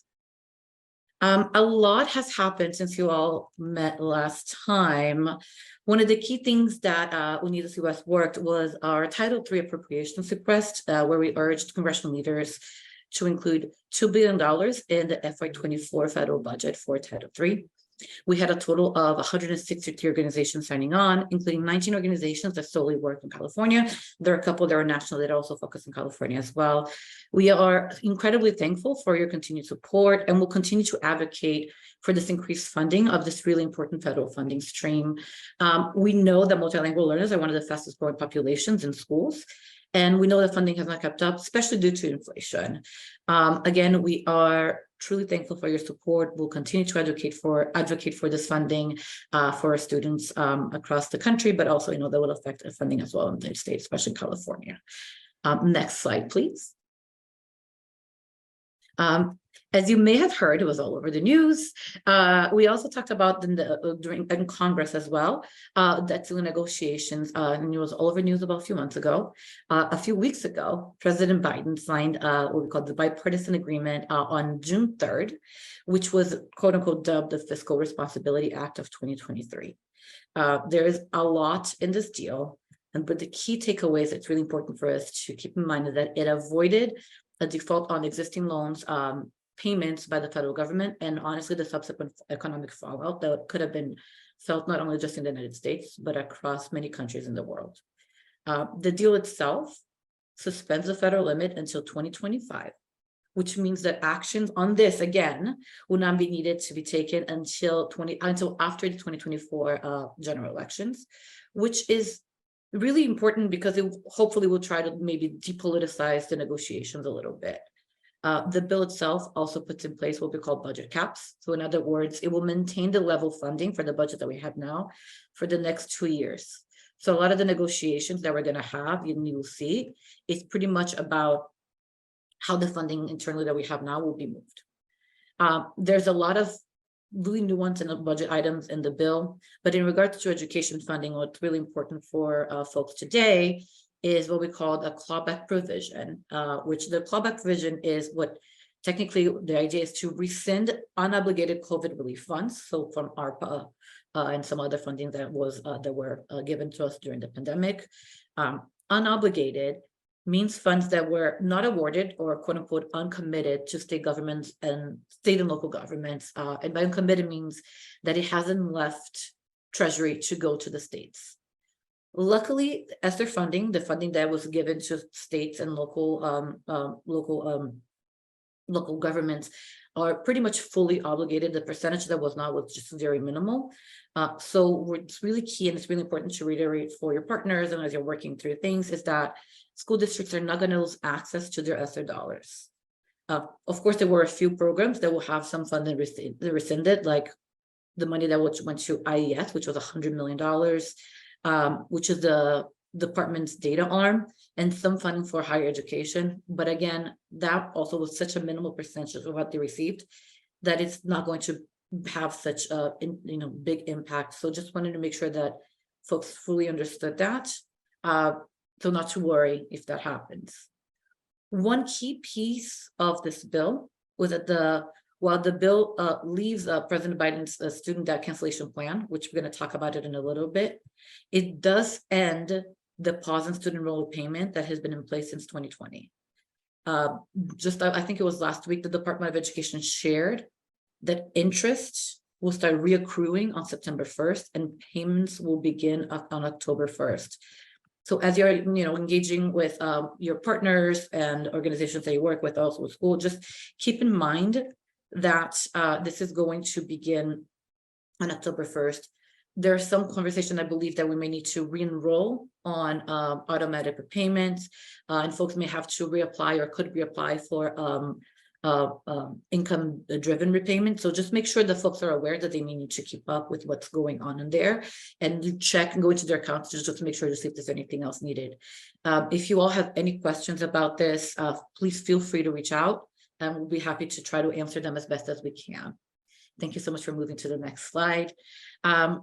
One of the things, so I'm going to move to a different branch of government now. One of the things that's really important that I wanted to note is that the U.S. Department of Education, the past 2 weeks or so, released 3 really key important fact sheets that will help us provide some guidance for local education agencies and schools. On June 14th, the Department of Education's Office of Civil Rights, so OCR, and the U.S. Department of Justice released they jointly released 2 fact sheets. One is protecting access to education for migrant children, and the second is protecting access to education for unaccompanied children. Again, the fact sheets are offered guidance and for folks, on the ground, so they are able to have access to information and tools on how to abide by law and how to support students. And just yesterday, the OCR also released a new fact sheet discussing access to specialized or advanced educational programs and services for students who are multilingual learners. In that fact sheet, there's some really interesting and good data about the disparity of access for multilingual learners for these programs, and also providing guidance and tools for schools and local education agencies to use as they're doing as they're supporting students there. The fact sheets will be, and I believe they are, in the folder with additional information that you can have access to. So if you do need it, it should be there so you can take a look. Please disseminate the fact sheets widely. It is really important, to ensure that folks have all the information that they need in order to support our students. Can we go to the next slide, please? One other thing for the Department of Education, and now this is short notice and I apologize. Tomorrow, Thursday and Friday, OELA is having a national convening for English learners of civil rights. So this event, and I can share the link for folks to sign up if they have it, if they would like to attend, will focus on statutes, regulations, case law relevant to the civil rights of multilingual learners, and will also highlight guidance, such as the one that I just referred to, and resources that will help state and education agencies. They're equipped with tools to meet obligations for multilingual students, but also their families. One quick thing I also want to note is that just today, when we haven't had a time to unpack it yet, the Department of Education also released what they're called their NAEP scores. So it's a yearly test that helps us have data to see how students are performing. It looked from the big picture there that shows that students have not fully recovered from the pandemic and scores are declining. We are going to start unpacking the data today, tomorrow. We added in some of the resources that we share and reports that we create. So just keep an eye out, but just wanted to share that data also came out, which is really good to have the data for us to understand how we can best support multilingual learners in schools across the country. Thank you so much. Now, moving on to the next branch of government, the Supreme Court in the United States.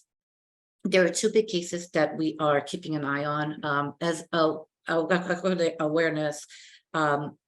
Supreme Court oftentimes releases their decisions on Tuesdays and Thursdays. So we're keeping an eye, and it oftentimes in June. So we have tomorrow, Friday, and then next Thursday, next Friday to keep an eye. We are expecting the decisions to come down likely tomorrow, but we just never know.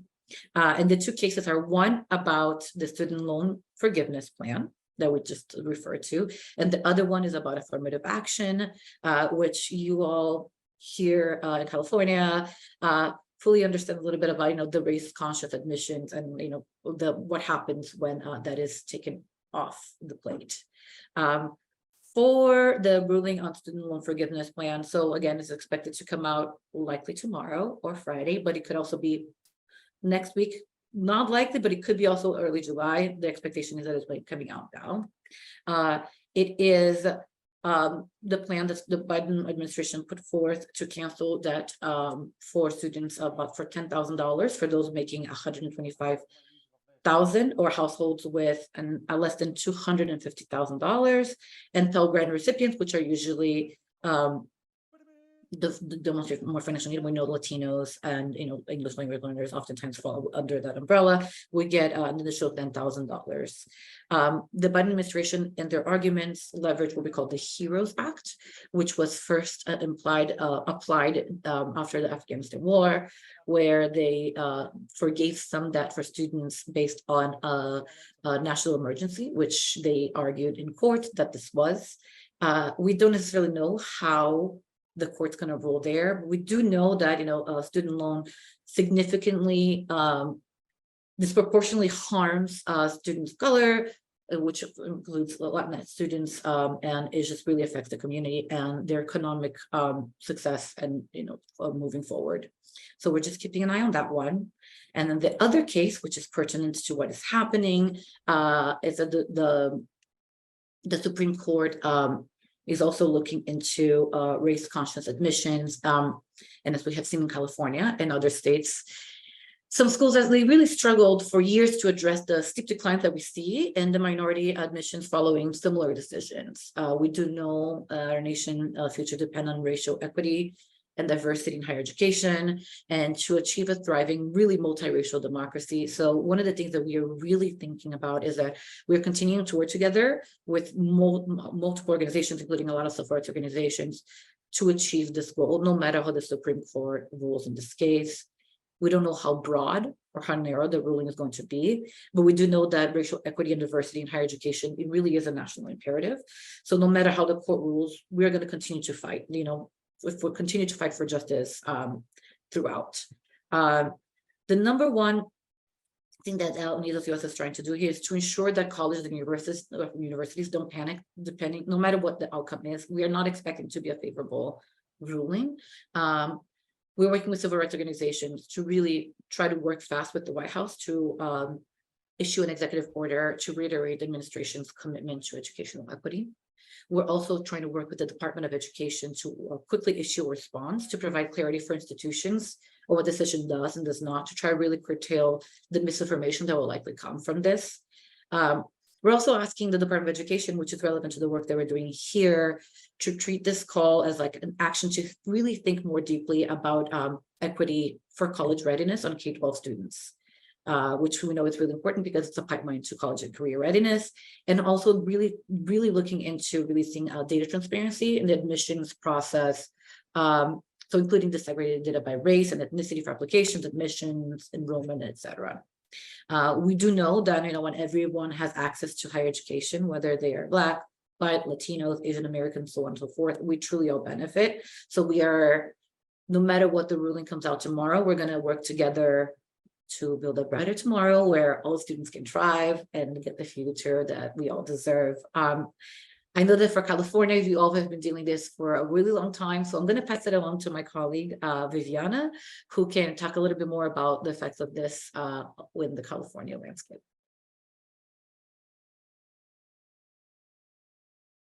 Thanks, Melina. I know you touched on some of the pieces, and I think that given that in California, we had Prop 209 pass more than 25 years ago.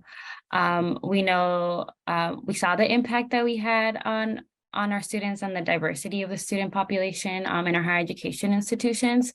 And so even though that these Supreme Court cases will not likely impact our public institutions in California, it'll still impact California and our California students, given that private institutions currently do use a more holistic admission practice that includes race-conscious admission policies. And so we know that for them, it's really critical to create a very diverse student body, especially in the majors or like the issues such as like the STEM area for our students. So it's definitely a concern, and it's definitely going to impact California.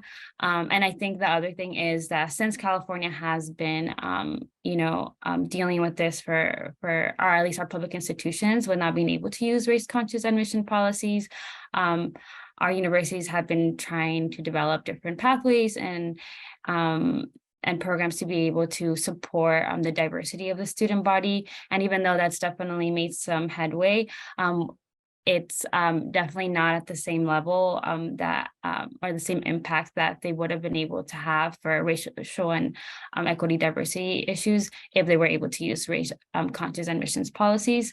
So it's definitely important to keep a lookout in California and seeing the impact. But as Melina said, we don't know how expansive the decisions are going to be. And so it's definitely going to be pending and it'll be coming out soon. And we can go to the next slide where I just want to invite everyone to our annual conference, the Unidos 2023 annual conference. The Power of Us is going to be in Chicago next month from the 22nd to the 24th.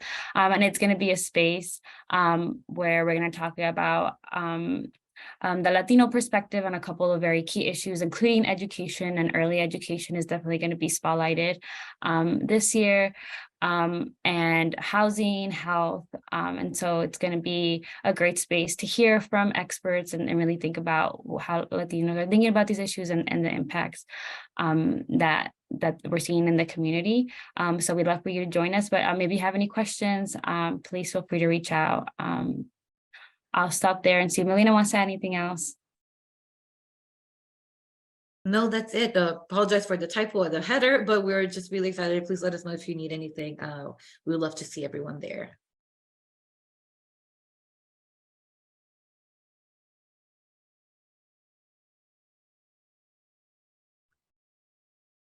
Hey, good morning, everybody. It's still morning. I'm excited again about telling you I have up-to-date information because there was a Senate Education Committee meeting today. So I'll tell you what's happening with the legislation that as a consortium we've been supporting and what's happening with the budget for English learners. Next slide.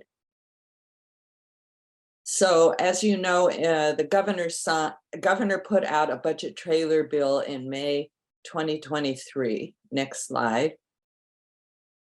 And in his trailer bill, which really kind of is a preview of what he's going to be supporting in the final budget that is on his desk now, we were very excited that we did have in there the appropriation of $20 million for the Bilingual Teacher Professional Development Program.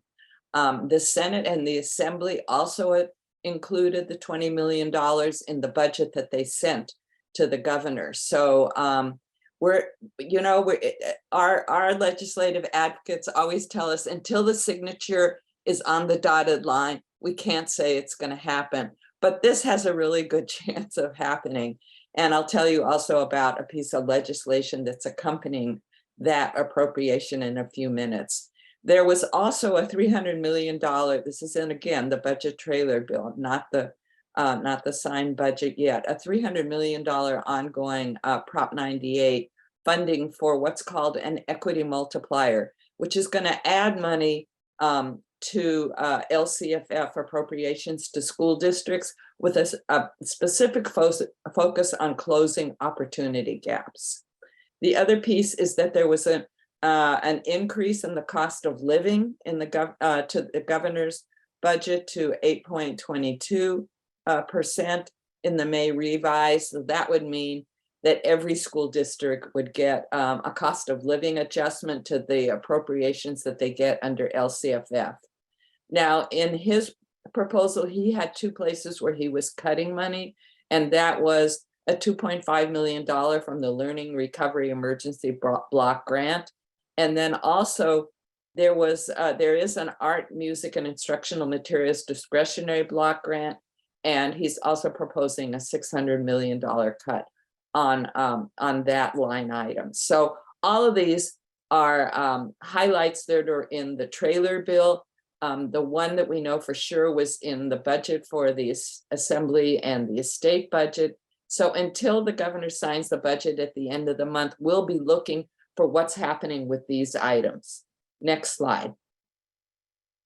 What else I want to tell you about he had in his budget trailer bill, and this language was not in the Senate and the Assembly Appropriations Bill. But what we'll be waiting for is to see again the language in the bill that the governor signs. But then traditionally, after the budget is signed, there are additional budget trailer bills which have language that further defines what's in the budget. And so these are items that were in the governor's May trailer bill, which we also hope portends good news for what would be in the trailer bill to the current budget, or possibly in language in the current budget that's on his desk. As you know, Californians Together and this consortium has been working on the issue of accountability for English learners since its inception.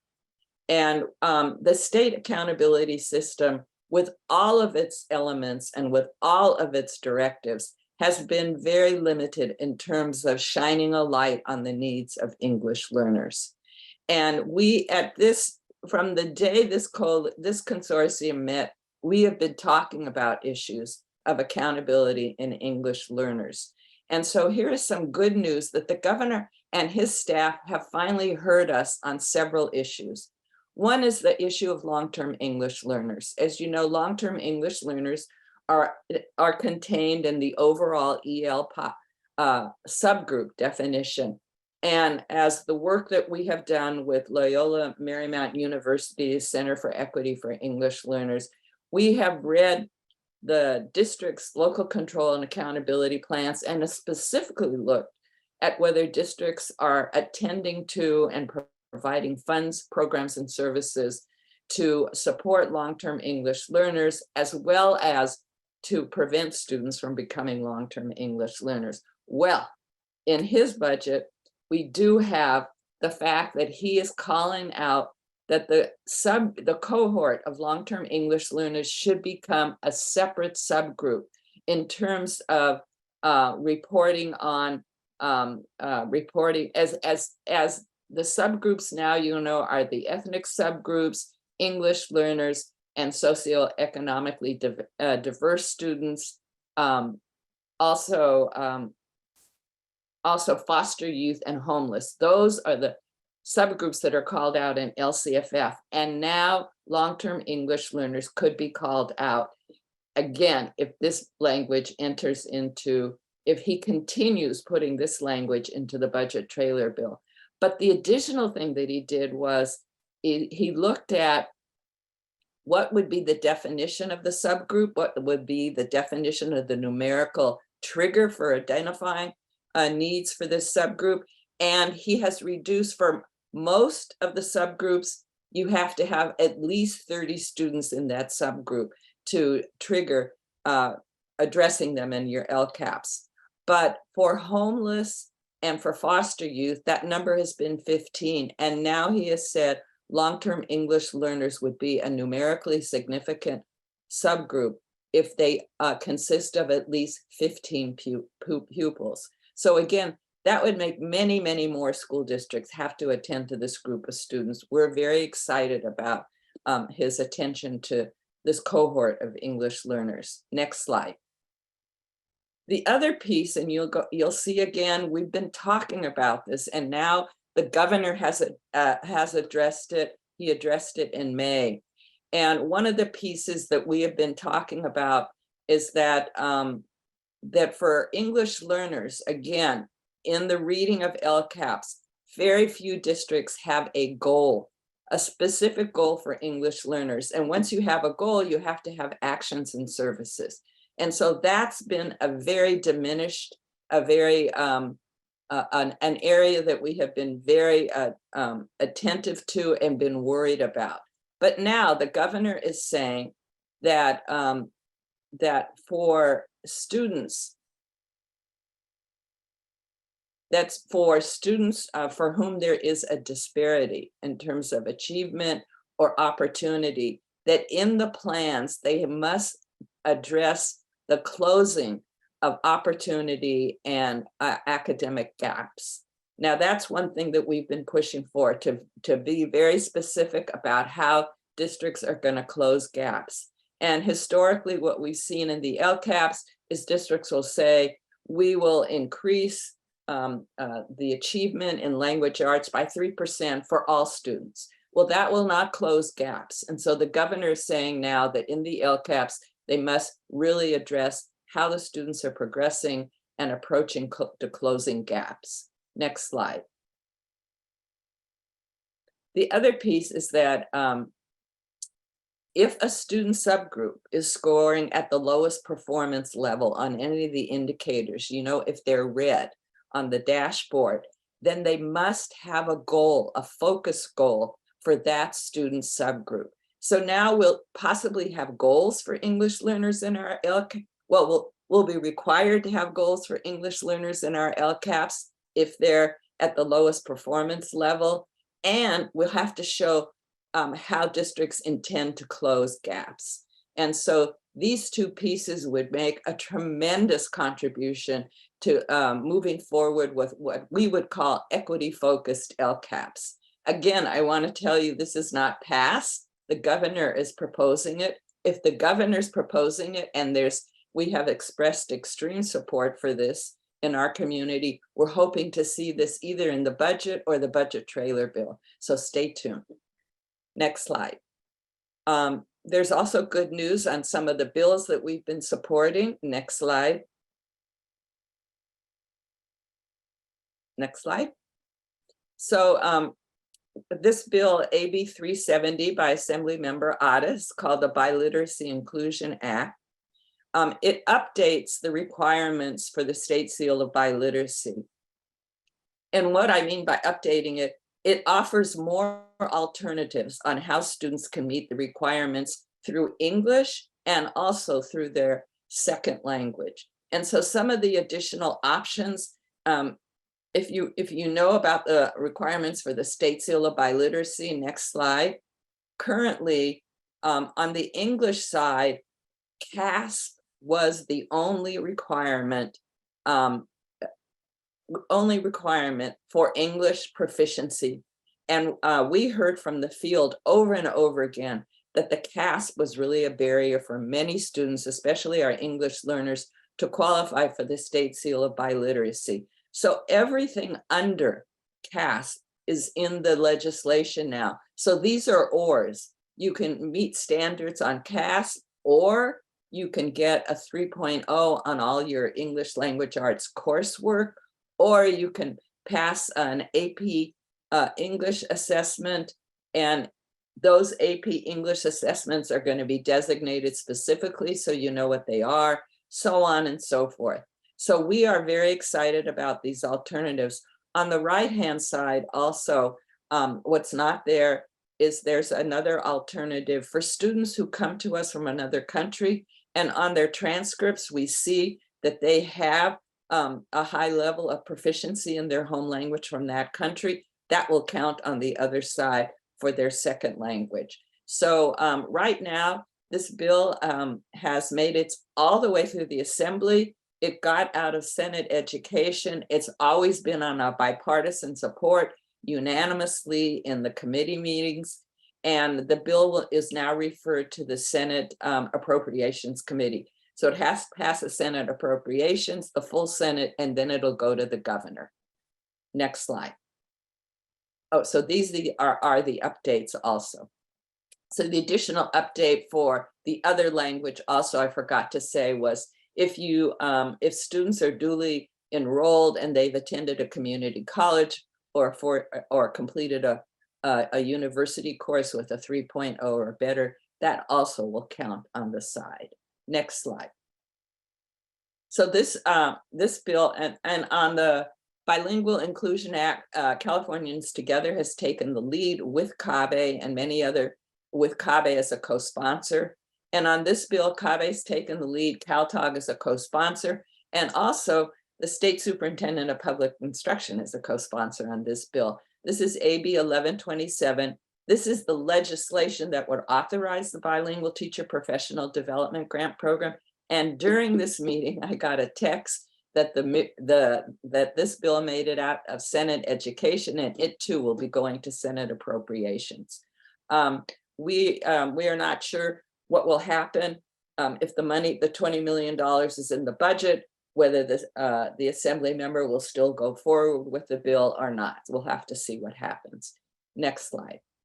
So this is a bill that's being championed and being led by Early Edge and Catalyst California, Californians Together, and CABE are also all co-sponsors. And this is a bill that would extend AB 1363, which expands the whole process for identifying dual language learners, children in preschool as dual language learners.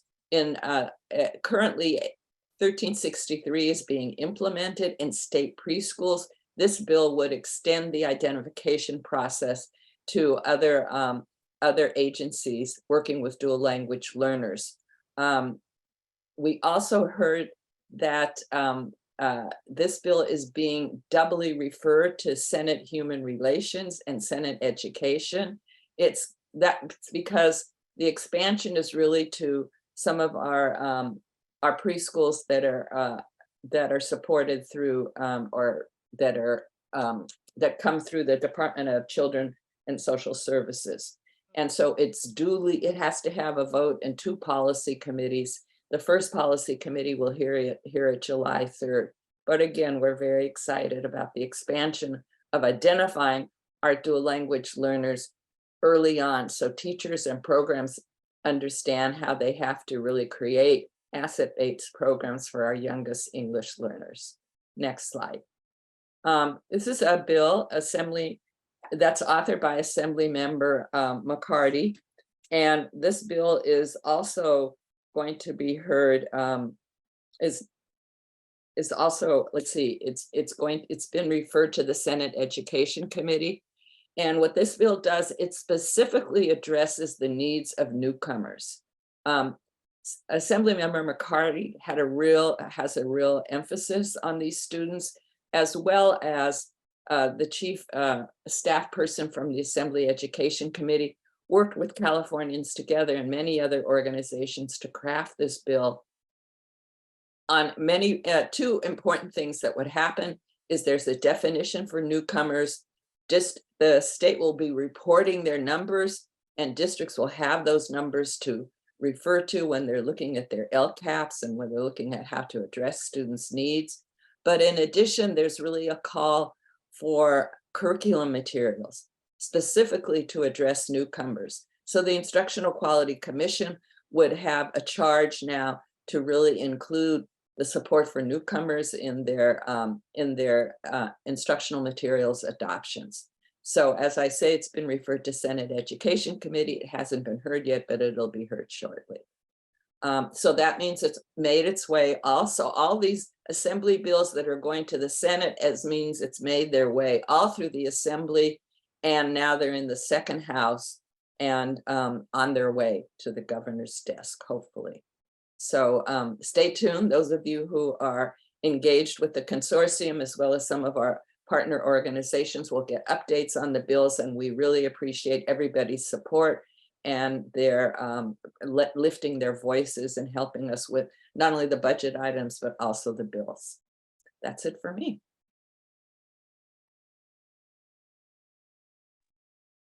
Hi, everyone. My name is Dalia Velasco, and I'm the Policy and Advocacy Coordinator at Alliance for a Better Community. And I'm excited to share a local update, as well as provide you all a space to share some local updates yourself. So I invite you all, as I share, to please use the chat box to share any updates around ELs, DL students, and overall the work that we do here in the chat box. We know that we are activists, educators, and researchers and experts in the space, so want to be able to provide that space to you all to uplift updates on your end. With that, and just have a short update for you all, I wanted to share that the LAUSD, the Los Angeles Unified School District, has updated their LCAP. So I think it goes hand in hand with Shelley's update just a few slides ago. For those that don't know, the Local Control and Accountability Plan, the LCAP, communicates the district's plans for student success in the areas of student outcomes, engagement, and conditions of learning. And as Shelley had shared previously, one of those focus areas is English learner students.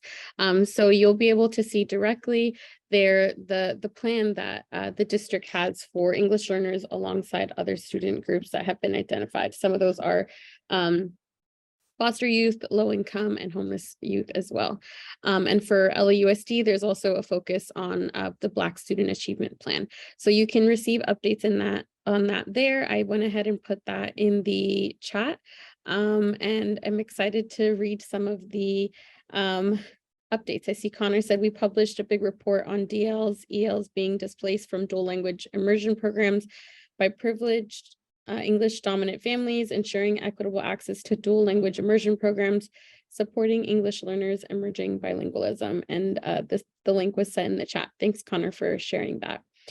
Please continue to send any updates that you might have locally. We want to be able to, again, give you the space to share those timely and important updates. And with that, I'll pass it back to Erica. Thanks for your presentations. We are running a little bit behind based off of our agenda, but we did have one question in the chat. I think it's directed to Shelley. Is there more information regarding oral language proficiency criteria if students don't take an AP language class or IB test with teacher test can be given to have students demonstrate oral proficiency? I don't know if you have a response, or you can definitely also respond in the chat, Shelley. As most of you probably know, and especially the person who asked that question, that if students are qualifying for the Seal of Biliteracy through the coursework, through 4 years of world language coursework, they need to have an oral proficiency assessment to accompany that, to qualify that way.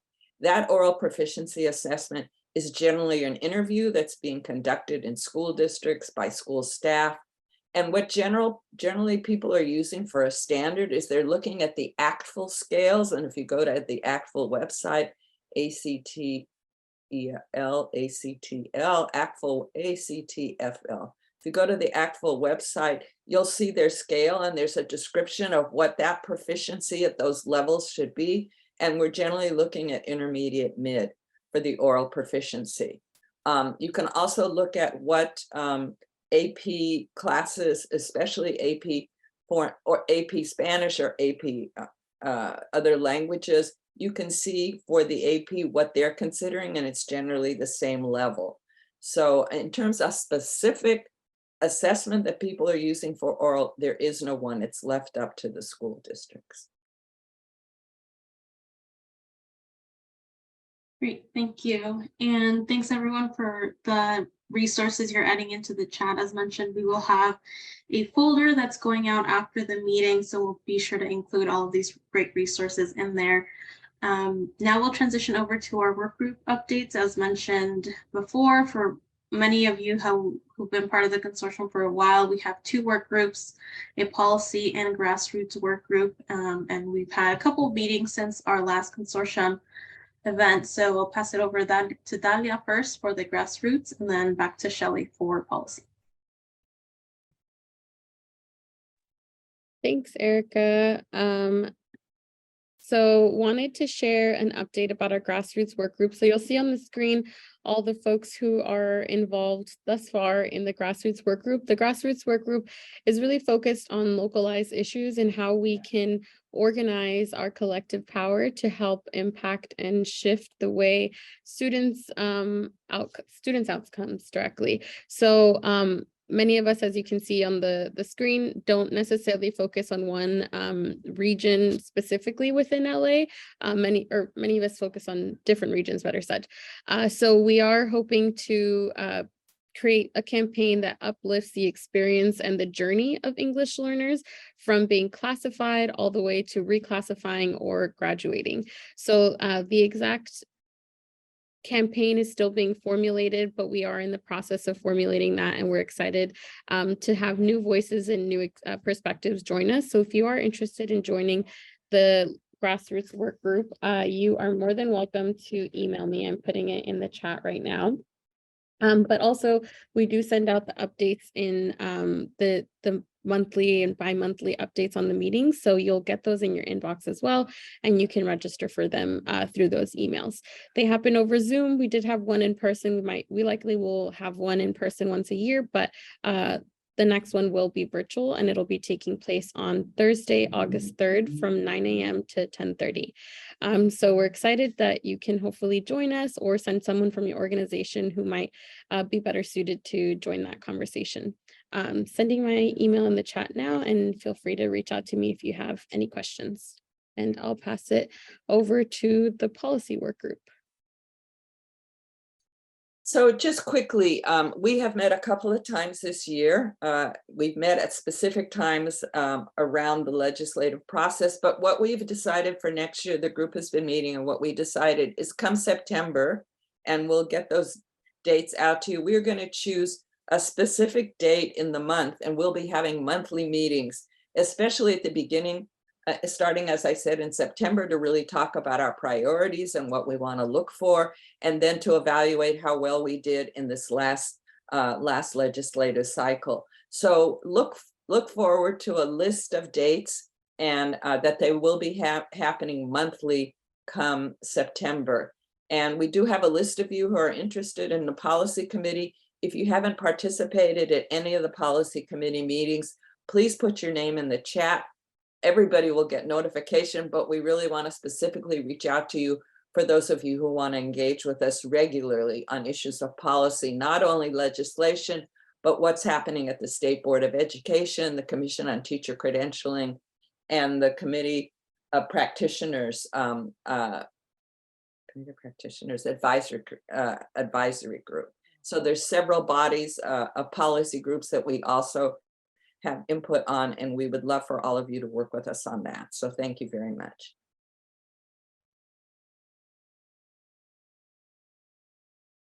Great. Thanks, Dalia. Thanks, Shelley. And thank you for those updates. As mentioned, everyone is welcome to join in on these work group meetings. They are virtual, so hopefully that helps with access. As mentioned, you can join. If you're not receiving the emails currently, feel free to put your email in the chat, and we'll make sure to add you to the list. Now I will transition us over to the narrative change update, which will be presented by one of our co-chairs at CalTalk, Sheila Mean. I believe she's on, so I'll pass it over to her. Hey. Thank you. Thank you, Erica. As many of you may recall, at the last consortium meeting, we discussed the importance of narrative change work and the key drivers of narrative change. And these include, for example, a new narrative centered on a big idea, having collective action, developing appealing stories, storytellers, and images, and resources that will amplify our narrative, right? And most importantly, in my opinion, a long-term commitment to the work of narrative change. So as part of this effort, we've been meeting with community-based organizations in the last couple of months, just to better understand the vision for the work and how we can increase the visibility of stories of English learners and former English learners. The next iteration of the work includes, for the next 6 months, we're going to be working closely with members of the advisory committee and some local community-based organizations to identify targeted audiences, develop and vet narratives, test some messaging, and then finally developing a plan for implementing some strategies around narrative change. Once these have been identified, we'll have a larger conversation with the consortium, with this group around opportunities for engagement. With that in mind, we wanted to provide a short levels of engagement survey to help us understand how partners want to be involved with the narrative change project. This will help us provide appropriate updates to consortium partners and see who might want to engage more deeply. The link is going to be added right now in the chat and will also be sent in the email, the follow-up email. But if you and your organization are interested in being involved in this work, please fill out the survey because we really want to make sure that we are inclusive, that we have a really good cross-sector of people involved in developing the narrative strategy that we have, just so that it's stronger. And so we really are looking forward to launching this work and working with you on it. Thank you all for the commitment, for being here virtually. I do want to give a heads up. We are planning our next consortium meeting to be in person in October later this year. So please keep an eye out for that save the date email with more information in the coming weeks. And we're excited to have a reunion with all these great advocates, policymakers, and researchers coming back together and working together on this exciting work that is ahead of us in the next year. So thank you, everyone.